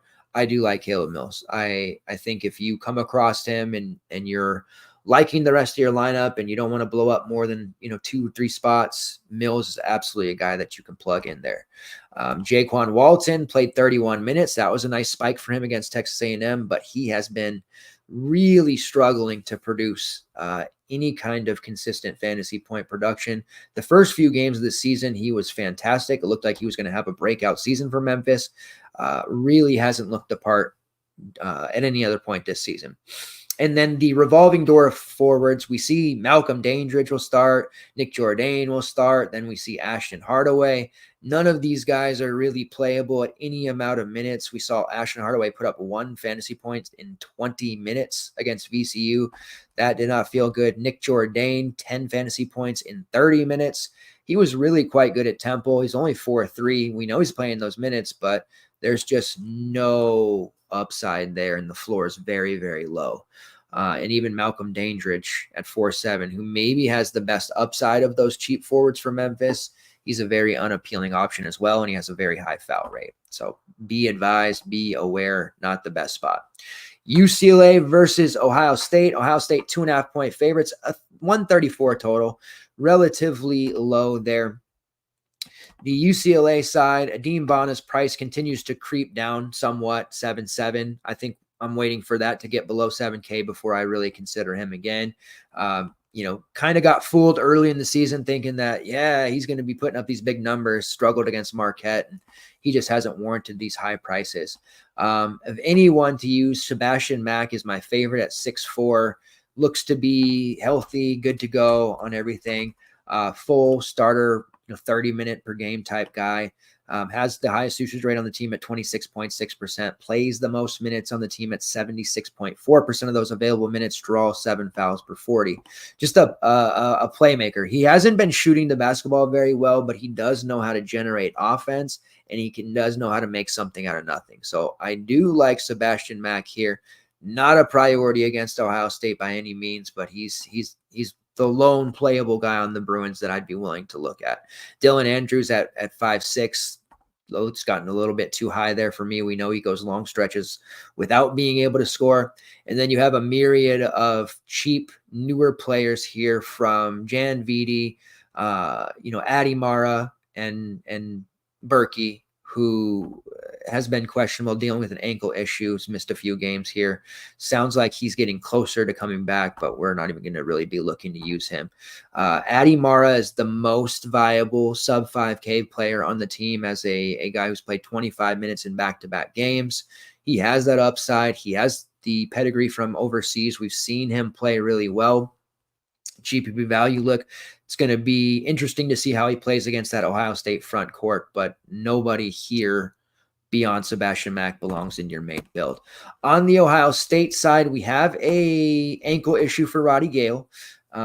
If he were to miss, that makes Dale Bonner at 4.1 and Evan Mahaffey at 4.5, both very intriguing, cheap options. UCLA defensively, they are pretty strong under Coach Mick Cronin. They are a slow-paced team as well. Possessions are going to be a bit low. They're 21st in defensive efficiency. Ohio State's top 75 in defensive efficiency, not as great, but also a very slow team. So this isn't a game we want to get involved with from a stacking perspective, but we might want to look at some of these cheaper options, or especially guys in the front court, somebody like a Zed Key or a Felix Okpara for GPPs who could thrive in this type of environment. Gale will probably end up playing, but how effective he'll be on that ankle.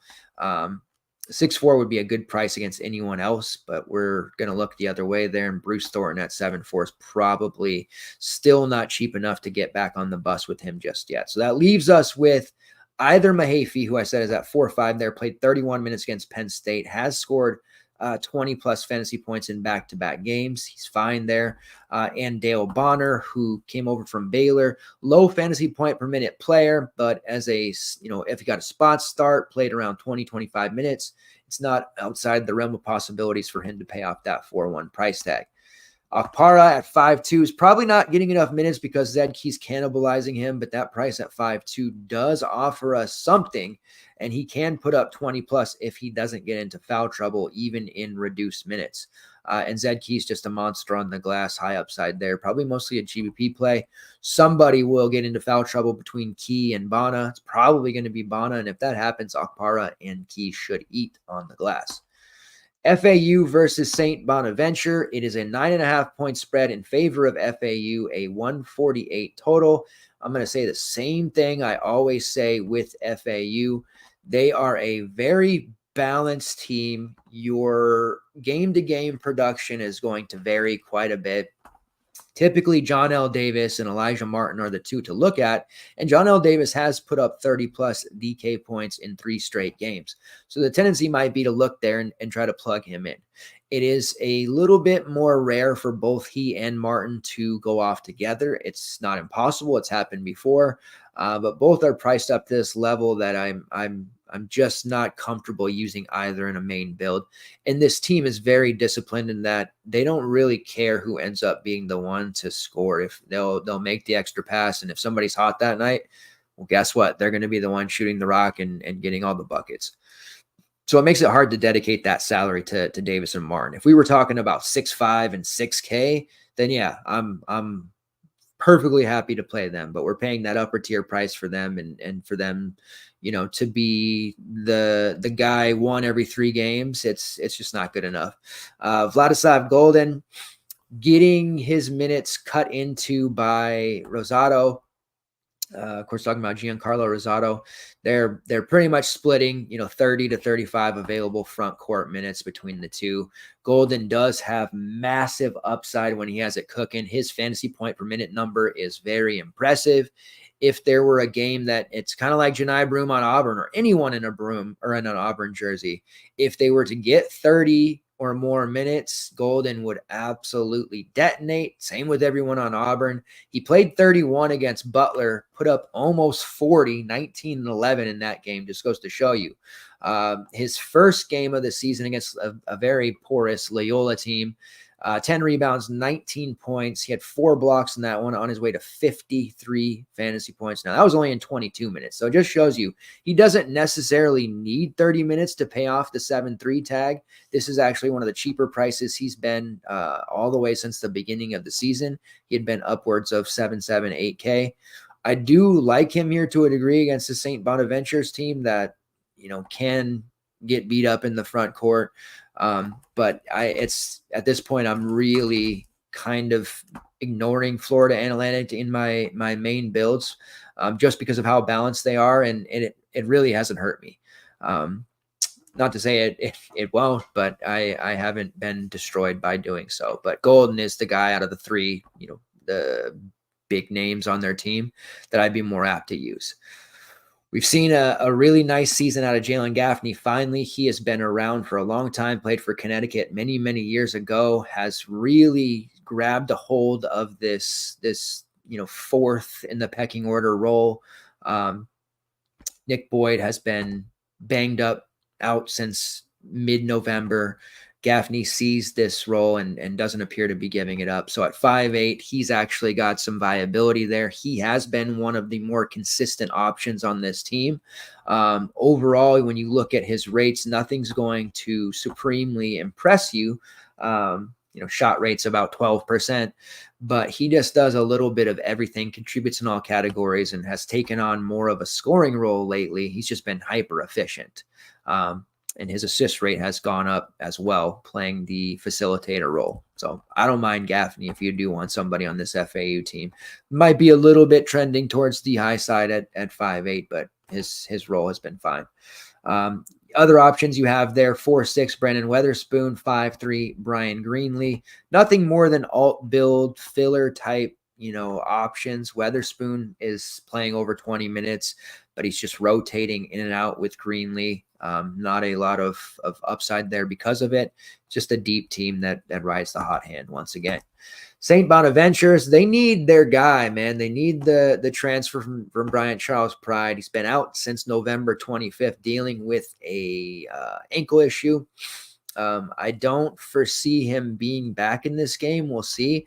Without him, it seems rather dire for St. Bonaventure. The line would indicate at 9.5 that he probably isn't going to play. I do think the FAU bet is sharp there. Looking at this St. Bonaventure's team, I feel like they're going to find it difficult to score.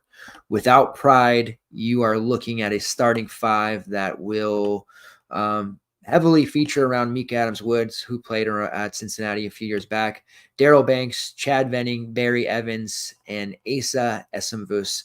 The bench pieces, Moses Flower and Kyrell Luke, there was a lot more expected out of those guys when they came over to St. Bonnie's. Neither have lived up to those expectations, and it's led to a spot where St. Bonnie's just doesn't have a very good bench. And that is a kind of not quite a hallmark under Coach Mark Schmidt, but he really, over the last half decade, they have not done much with their bench.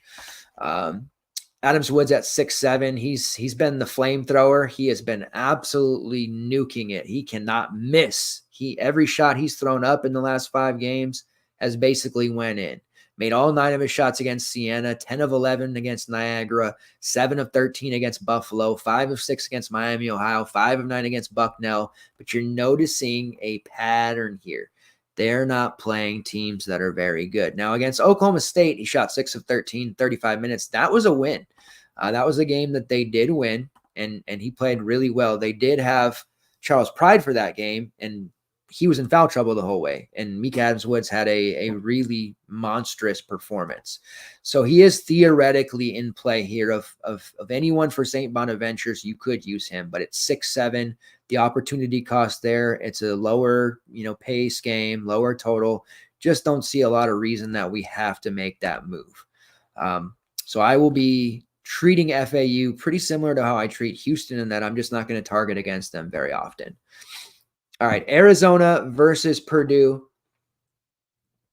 Arizona's 1-point favorites, 159 total. This is a real big gut check for both teams. Arizona 8-0 to start the season here. Purdue 9-1. They had that overtime loss that they suffered against Northwestern, who just lost a terrible game themselves to Chicago State.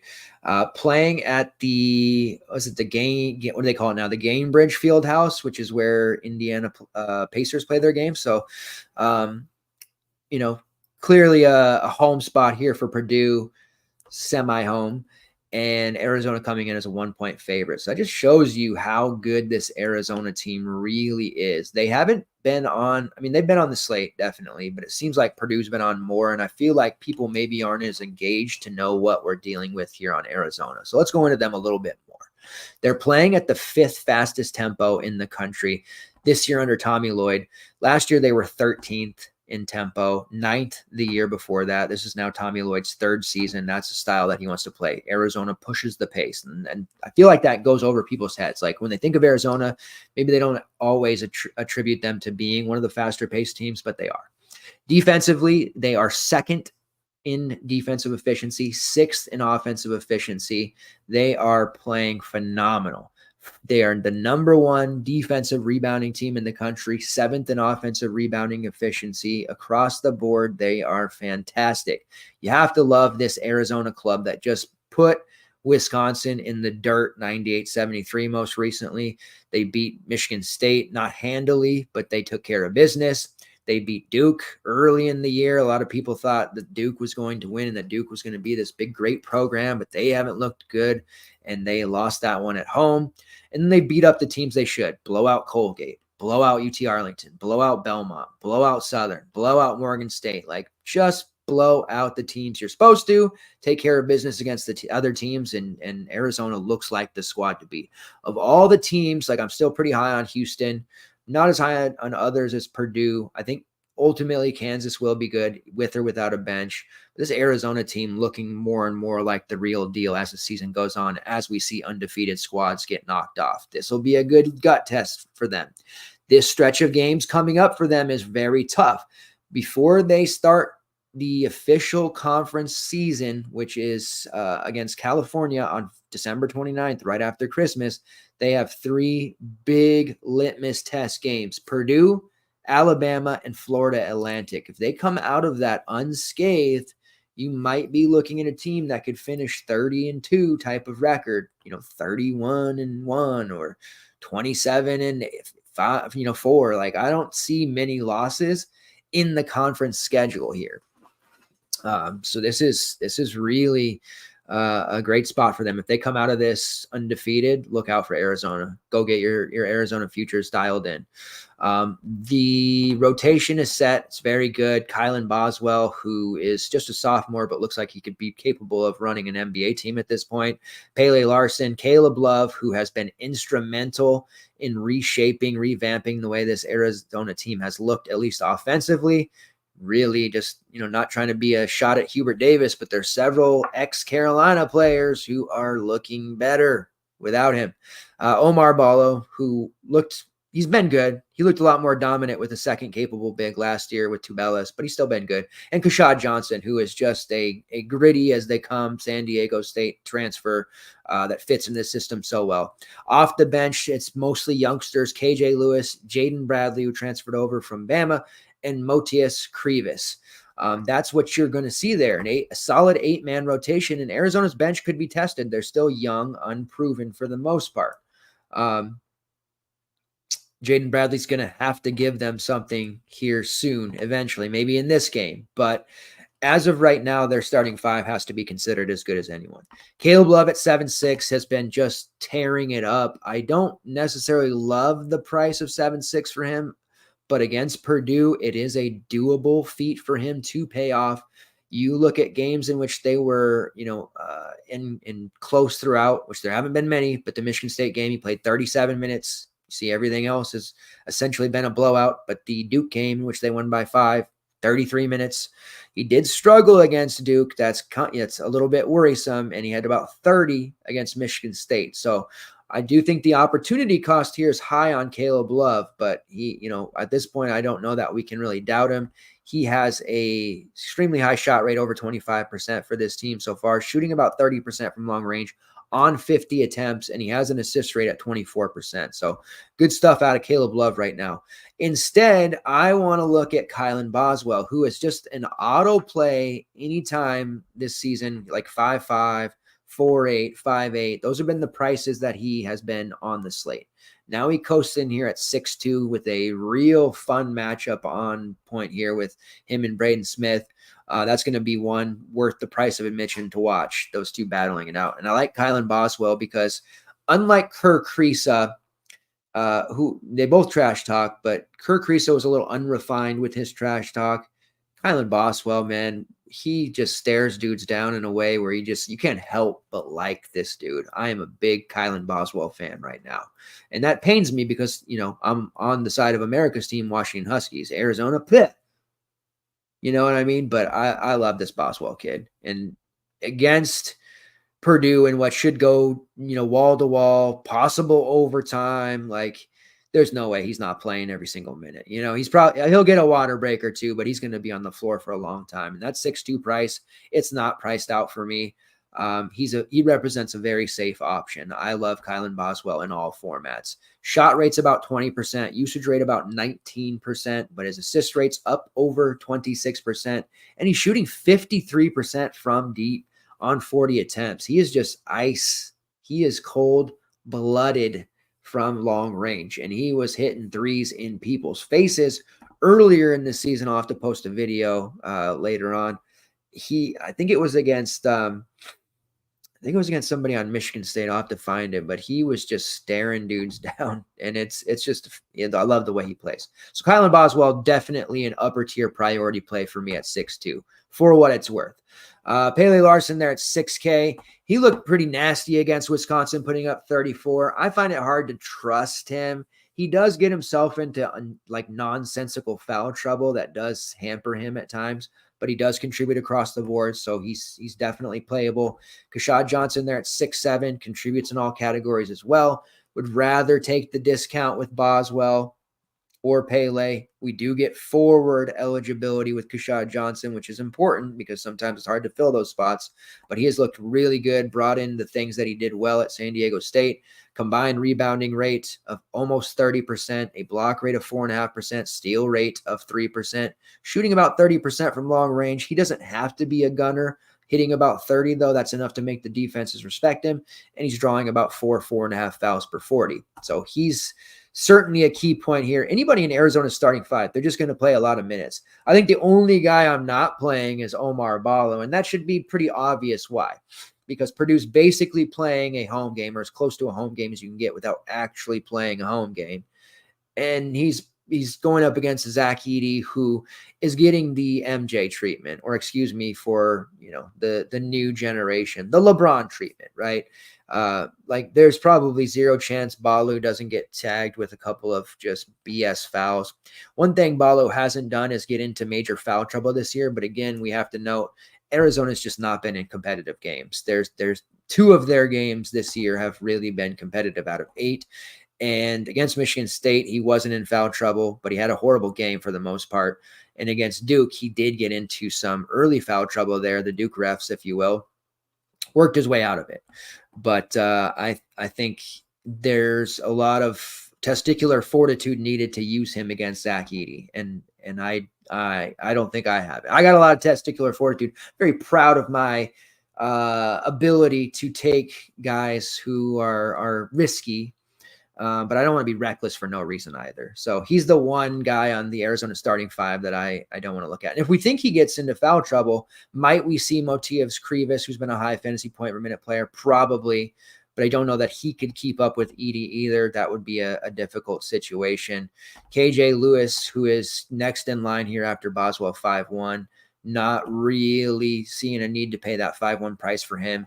Bradley at 3-6, getting him closer to 20 minutes. That could make sense, but man, it just needs to get over the hump a little bit more. I suppose if you're trying to do the whole stars and scrubs thing, a 3-6 Jaden Bradley with an expected 20 minutes isn't the worst thing in the world. Purdue side, it's really always the decision, like, do you play Zach Edey or do you fade? Now, we've generally at the FTN side of things been on team fade Zach Edey. And there's been many a times where we faded him, and obviously it didn't work because he scored 60. But also the Edey lineups were so ugly that even if he did score 50 to 60, we still were able to cash without him because a lot of those lineup constructions were awful. It's when he really detonates and hits the 60, and then the several value chalk pieces also go off, then it's a death sentence. Now, we played him against Alabama because we really liked that spot, 11-7. It was a tough price. That particular slate, and that was just about a week ago, there were at least 6, 7, maybe even 8 different mid-range players that all went ballistic. They didn't put up 45 like he did, but they went for a higher X value marker. And some of them put up 38 to 40. And it was painful because, yeah, we got that 45 from Edey, but it's not enough at 11.7. Now, his price has come down a little at 11.2. It's still a ton, though, and it is a tough matchup against Arizona. He's going to get the calls, but it's not as if Arizona is going to just lay down here. Let's go back and look. Michigan State doesn't have any bigs worth noting, but the Duke game there, Filipkowski, he had 25 points, but he had 8 rebounds. They kept him off the glass for the most part for him, 8 rebounds, but 25 and 8, like if that's Edey's expected kind of, performance here, or a 22 and 9, like we can live with that as a fade. It's if we think he's going to put up 35 and 20, which would be a hell of a performance against Arizona, where it's like, damn, can we get away with the fade here? So As of right now, yeah, I'm looking to fade Zach Edey. That's usually the case. And after the, getting 45 from a guy and feeling like it was just okay, that to me reminded me quickly that I don't need to be paying some 12K prices for anyone that isn't Zion Williamson or Bryce Cotton or D'Angelo Russell, who are all three legends of CBB DFS at one time or another. Generally, when we fade Edey, we want to look to Braden Smith, because if Edey is underperforming by his standards, then it is a Braden Smith game, who did outright outscored Edey by 3 in that game against Bama. That is a really kind of just case in point. Like, you almost always have to play Smith without Edey, and we did so a lot. But we're talking about a 7-4, 7-6, 7-2. Now we're looking at a 9K price Smith, and it's not even, it's a big discount from Edey, but it's still really kind of hampering our lineup to a degree there. He took 20 shots against Bama. Do we think that's something that's going to happen continually? I think he does have more work ahead of him against this Arizona perimeter. Shots won't be quite as easy. I don't necessarily think he takes 20 shots either, and I certainly don't know that I believe he makes 4 triples. I think he coasts into a 25 to 30 score at a pretty high clip here. 9K, there's just a high opportunity cost there. So it kind of goes against my, like, hey, if I'm fading Edey, we got to have Smith plan, which has been my strategy all season long. But the prices are just ballooned on both. That it's pretty much just an outright Purdue fade at this point if I'm doing that. Lance Jones, we've had some success with, but he's approaching the 6K range. He's really been a nice piece for them to add from the MVC. And Trey Kaufman-Renn, who has been a intriguing value piece in games that you think Purdue will control from start to finish. Kaufman-Renn is a good way to go value-wise without Edey, but not in competitive games, at least yet. He tore up the summer trips, the exhibition games. Kaufman-Renn has a lot of game, but he hasn't been able to consistently put it together here at the D1 level against upper-tier competition just yet. Mason Gillis there at 4-2. You're always going to usually get pretty solid minutes out of him. He's been a little bit on the lower side lately, but I wouldn't be surprised to see Gillis maybe return to 20 minutes here. He does make sense as a kind of lower end value play if you want. Just a guy that Painter feels comfortable with, and you end up seeing on the court, especially late in games. All right, next one. We got 2 left. Northwestern versus DePaul. Northwestern 9.5-point favorites, 141.5 on the total. Now, Northwestern is in an interesting spot here because they are coming off a horrible loss against Chicago State. Like, as double-digit favorites, that's about as bad a loss that you'll see for Chris Collins. They had the other loss against Mississippi State, a more forgivable neutral court loss.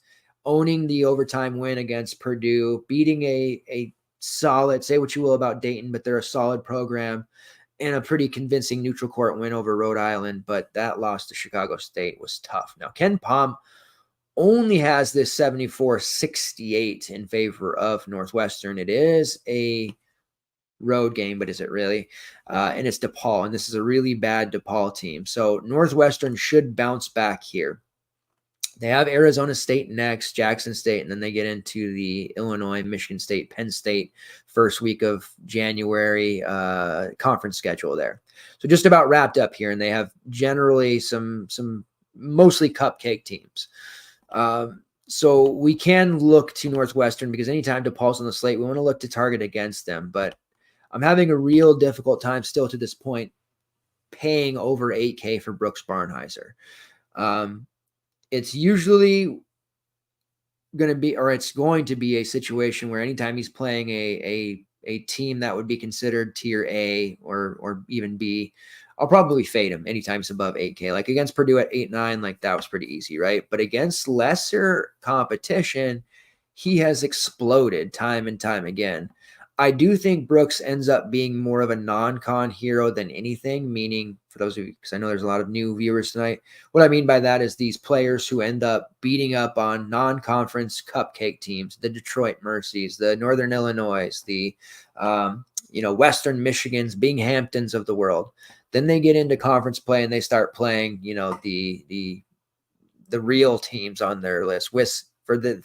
For Northwestern, Wisconsin, the Purdue's and all that.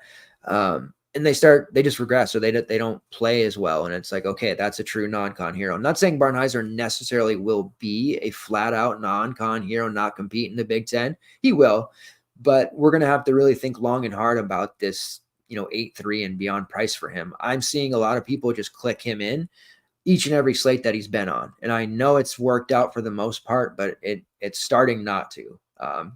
But the matchup against DePaul certainly has to be considered. It's almost worth just finding the extra 500 to play Boo Buie. Like if Barnhizer was a forward, that would change things considerably for me, at least with Buie, who's also been a very erratic option throughout the course of his career as well. We're going to get a guy playing majority of the minutes. He's going to take a ton of shots. At this stage, he's pretty much eclipsed or overcome that, point in where he would just go 8 to 9 minute stretches with no fantasy points. It pretty much has fallen to him and Brooke Barnhizer, to a degree, Ty Berry sometimes, but they have to lean heavily on Buie. He's playing 88.1% of the available minutes, 28.3% usage rate, a 29.3% assist rate, has a 29% shot rate, and shooting 36% from long range. Barnhizer playing 88% of the available minutes, Langborg 84.1. So this is another team in Northwestern that relies heavily on their starters. Langborg, not really too sure on him just yet. I like him. I liked him a lot for Princeton in the tournament, especially. He's starting to heat up. He kind of came out flat for this team, but he's looking like a certifiable option at 6'5", especially here against DePaul in a game where he's probably going to play all 40 minutes or close to it. He's a sniper from long range, has been and known as that, 43% from long range to this point.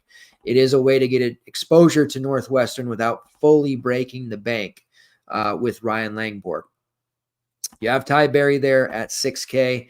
Never been consistent. As a former dynasty owner of Ty Berry, I can tell you how frustrating it's been.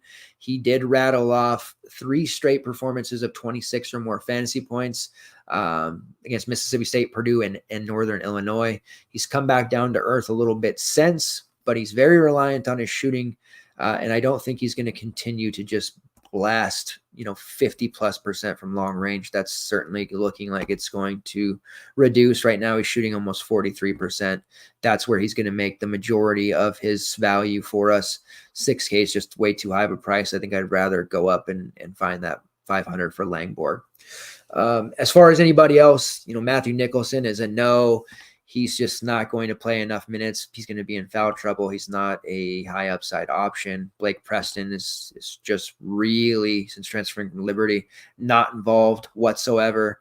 Nick Martinelli's minutes are trending upward. He did score 37 against Detroit recently at 3.6. Perhaps we can look to Martinelli for a bit of value.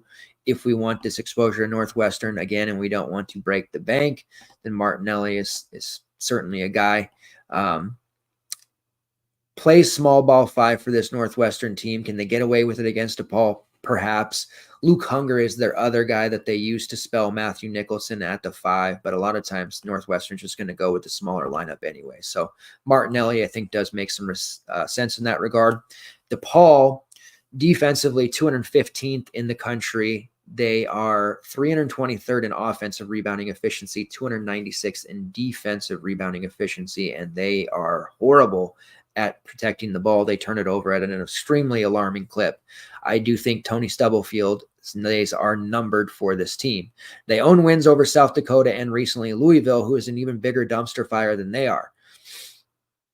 Looking at the size, they have Deshaun Nelson and Jeremiah Odin playing interchangeably at the 4 and 5, both right around 6'8", 6'9". So they can get away with using Martinelli. They don't necessarily need to use Nicholson. And because of that, Nicholson probably won't play that many minutes anyways, because he's not versatile to defend those guys who can step out and take threes. Mainly for DePaul, you always want to look at over the years that lead alpha guard, whether that, a couple years ago was our guy JFL, Javon Freeman Liberty. He was so good in that role. Amosha Gibson last year was very good in that role. It seems that Chico Carter is developing into that high usage guard role and becoming the most viable guy on this team. After watching him in the Louisville game, he's certainly a guy anytime under 7K that we have to strongly consider, regardless of opponent. Northwestern's definitely going to be a tough one, but we're talking about a guy that Stubblefield just can't afford to take off the court. So playing nearly every available minute, been an efficient scorer, contributing at a high level in other categories, has an assist rate that has ballooned up to almost 30% at this point. His shot rate and usage rates are starting to go up now from where they were earlier in the season, and he's shooting a blistering 45% from long range. So Chico is definitely the DePaul guy to own here. Jeremiah Odin, too priced up still. I want that under 6K. I know he came out hot to start the season, but he's always been a role player 3-and-D type. Not paying that price for him. Deshaun Nelson, who many expected to have a breakout season, hasn't. We've seen his price kind of jump back and forth. I need that a little bit lower before I consider him. Jaden Henley, who I thought was going to be really good for this team, lost his starting role, relegated to the bench, saw minutes go, down, and then he played 26 against Louisville and actually looked pretty good. So at 4-5, maybe we see Henley, kind of jump back into the starting five, or at least into the rotation enough to where he's getting minutes. Caleb Murphy's been mostly ineffective and not healthy.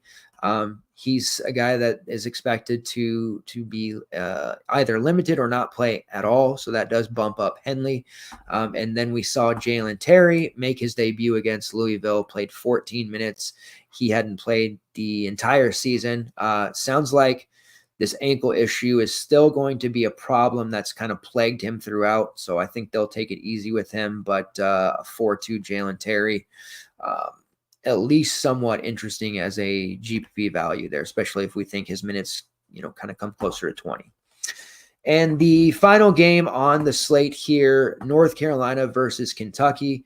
2-point spread in favor of North Carolina. The highest total on the slate at 164.5. You've got all these 140, 138, 145. We know from the other night, high-scoring total games, regardless of slate size, are just going to be the way that people slam it. Granted, the high total game from the other night went into, what was it? Double overtime. Furman and Tulane had already 170 over under, and it ended up being 92-87. So we had scores of 320 out there. So expect a lot of ownership here. The nice thing about North Carolina and Kentucky, though, that will prevent outright stacks like we saw for Furman and Tulane, is that most everyone is priced up. They are really, actually, for what they provide us, good prices that we can take advantage of, but you just won't be able to click in 5-6 names from this game without punting off your other two spots drastically. Armando Bacot at 9.2. That's a great price. As far as pay-ups go, him not being at 10K, it just automatically, regardless of opponent, makes us have to look at him. Kentucky's front court has been their weak spot for sure. Kentucky under John Calipari this year, they're playing at a faster pace. Offensive efficiency has been off the charts, and they are wrecking shop from long range. They are the third best three-point shooting team in the country right now. Reed Shepard, the freshman, is shooting 60% from deep. He's been stupid ridiculous. Rob Dillingham, 52% from deep, ridiculous. Antonio Reeves, who we expected, 43% from deep. Not quite as ridiculous, but still really, really good. Their guards and wings are fantastic. What they don't have is a front court presence to rely on just yet. Although against Penn, they did get the highly rated 7-footer, Aaron Bradshaw, 29 minutes played, 22% usage rate, scored 17 points, 11 rebounds, 3 blocks and a steal. Look out here. We've got a 7-footer. But dealing with the Armando Baycots of the world, that's not an easy task for a guy who, up until the last, week, December 2nd, he made his debut against Wilmington, has been off the court and just getting acclimated to the D1 level of basketball. And it's a lot different playing Penn than Armando Baycott. So I do still think that Kentucky's susceptible in the front court to getting smacked a bit. Baycott is somebody who at this stage of his career has earned the right to get calls. He does draw fouls at a high clip. Look out for him. And I do believe he has a pretty big game and meaning, 40 plus fantasy points. So as far as payups go, I do love Baycott here as the quote unquote hammer play. You do have some nice, alt options here in RJ Davis, who's priced up there at 8.4, but he's been absolutely phenomenal this year. And Harrison Ingram, who has acclimated immediately since transferring over from Stanford. He had that down game against FSU, but he picked right back up against UConn in the loss. 20 points, 4 rebounds, 5 assists. He's just been really good, dabbling in every single category on the box score and consistently churning out 30 plus fantasy points. So very much so a safer option there at 8K. Not as great a spot for him as a DVP wise as it is for Baycott, but at this rate, I'm very high on Ingram if you can't get to Baycott. One of Baycott, Davis, Ingram in your lineup makes a lot of sense. Not thinking that we can stack them in any form or fashion in our main GBP alts for sure, but you want to have one of those guys in your main build. Elliot Kadu, the freshman, he is playing the facilitator role very well. 5K, he's not really a DFS asset yet. There are some prop betting opportunities there with his assists, so keep that in mind when you look at him. But mainly just want to consider those 3 at the top. On the Kentucky side, having Aaron Bradshaw, we're not going to get a very cheap price on him starting out at 6.6, which I'm glad. If this would have been last year, he would have been like 3.5. Everybody rostered him. The slate's just out of control. Like I said, there's no definitive guarantee that he comes out and has a big game like that going up against Armando Baycott. And at least it's going to make people think long and hard about clicking his name in at 6.6, because if you're wrong, your lineup's going straight to the toilet, because at 6'6", you're going to have a hard time recovering from him getting into, number 1, foul trouble, which is very likely, and number 2, putting up a sub 2x score, which would be absolute disaster. It makes sense to use him in large field GBPs, but it's going to be very, very brazen of you to click that name in your main lineup. Especially when there are prices that are advantageous on some of these other guys. They have a myriad of freshmen on this team. Justin Edwards, who a lot of people are high on, didn't play particularly well against Penn, sitting there at 5.8. That's the lowest price where we've gotten on Edwards to start. He's still pretty raw. As far as the development of the other prospects, it's been Dillingham and Shepard that have just been fantastic, which both highly rated freshmen too. But the hype really was on Bradshaw, Edwards, and DJ Wagner coming in. And all 3 of those guys, Bradshaw in that game, last game, but Wagner and Edwards have both been solid. It's just Shepard and Dillingham have been on another planet. And both of those guys look to me like they could be multi-year collegiate players. And if that's the case, my God, Shepard, his dad played at Kentucky, kind of a legend there. They're going to do some nasty, nasty things. But I do have to consider these prices. I do think Adu Tiero is starting to lose his luster. He had played pretty well, but now that they've got Bradshaw and they're able to play more minutes for Dillingham and Shepard, I think Tiero falls by the wayside. Edwards seeing his minutes kind of fall by the wayside as well, but I do think he is a main team viable option at 5'8", because he's liable to, bust out at any time. And going up against this North Carolina team, we have to keep in mind that defensively they are top 50 in KenPom, and playing at a 50th fastest tempo. Meanwhile, Kentucky playing at the 32nd fastest tempo. So we're going to have a lot of possessions in this game. But Carolina's defense hasn't been very good. Not the historical Carolina defense that maybe we're accustomed to seeing. Gave up over 80 points to Villanova in the loss. Gave up 92 to Tennessee in a big game that they scored 100. Gave up 70 to a spotty Florida State club. 87 to UConn. 70 to Radford. Like, this team is not defending very well, and we want to have Kentucky rostership here. How do we do it? How we got to get into it maybe a little bit on the cheaper side just so we can maximize our amount of options that we get here. Because if we just go right to the top and start clicking in the, the Bradshaw, Dillingham, Shepard group along with Armando and Davis, that's not going to leave us with a whole lot. Edwards still, as of this moment, and Tiero starting. In that last game against Penn, they went with Edwards, Tiero, Reeves, Wagner, and Mitchell as their starters. Bradshaw, Shepard, and Dillingham all off the bench, but all of them played over 20 minutes, and that's pretty much been the case with Dillingham. Dillingham's been a sensational sixth man for this team, and he's been putting up big numbers since day one. His usage rate is through the roof, 37% usage rate in the game against Penn. When you look at those overall rates, Dillingham, 30% usage rate, as the bench player, 30% shot rate, 36% assist rate, 52% from long range, as I mentioned, 4% steal rate. Just incredible the way he's been able to play. Not to mention Trey Mitchell, who with Bradshaw gets to move back to more of his natural 4 spot, just far too undersized to play the center spot against guys like Armando Bacot. Although if Bradshaw gets into foul trouble, then you have that same scenario in which Mitchell will have to pick up and Bacot ends up eating. So for this one, priorities: Armando Bacot, Ingram Davis, maybe not necessarily in that order, but one of those guys. On the Kentucky side, I like the buy low with Edwards. If you're too uncomfortable because of the minutes that he played last game, then you have Wagner at 6'6". You can go up 300 to Antonio Reeves, who you know is going to be safe with his usage, his shots, one of the few veterans along with Trey Mitchell on the team.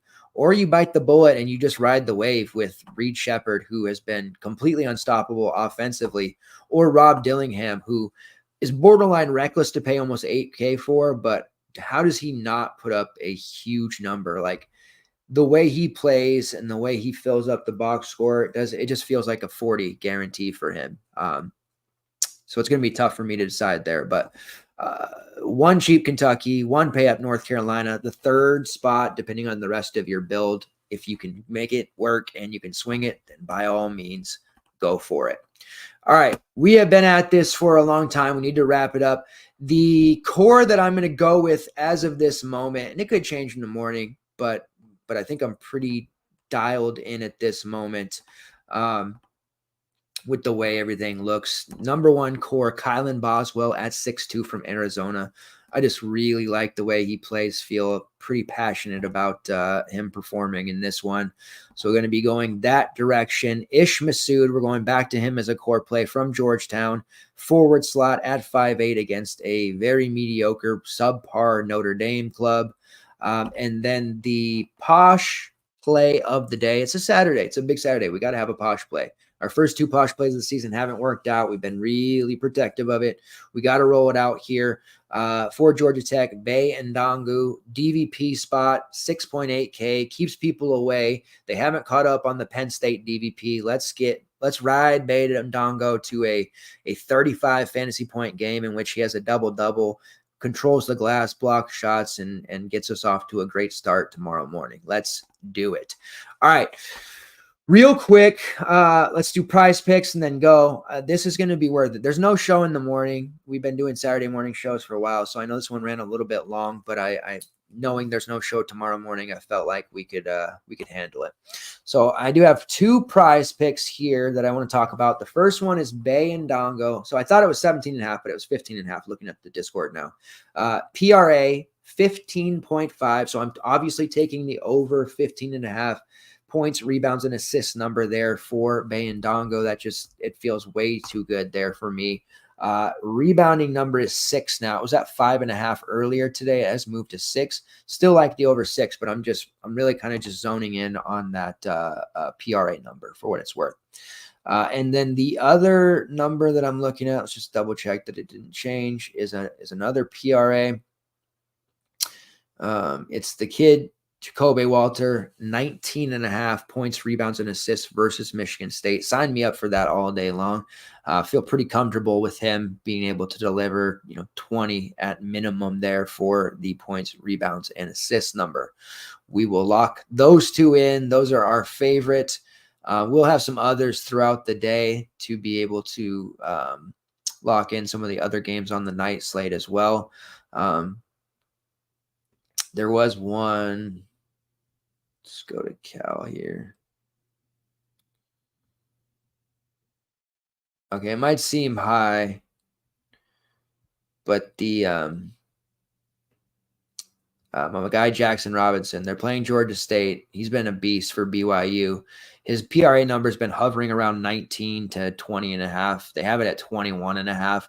I'm still locking in the over on him. He's been pretty consistent for us all season long, so I'm playing him one more time as well. All right, betting wise, Don, you wanted one play to rule them all, which is really difficult, especially in non-con college basketball, because truly anything can happen in these games, especially the last few weeks of December, and especially now we're going to be introducing transfers who weren't eligible and are now eligible. It's just going to further kind of muddy the waters. So it makes things a little bit worrisome. But I'm looking at this Clemson plus 2.5 line against Memphis, and I'm feeling really, really good about it. I think with PJ Hall, going up against that Memphis team, they have the guard play. I think they come in there and sprinkle the money line, but I think they come in there and win that game outright. And at the very least, it's a cover for them. So plus 2.5 Clemson. And then I also really like my guys, Missouri State. I've been, talking about Missouri State to our community for at least 2 years now.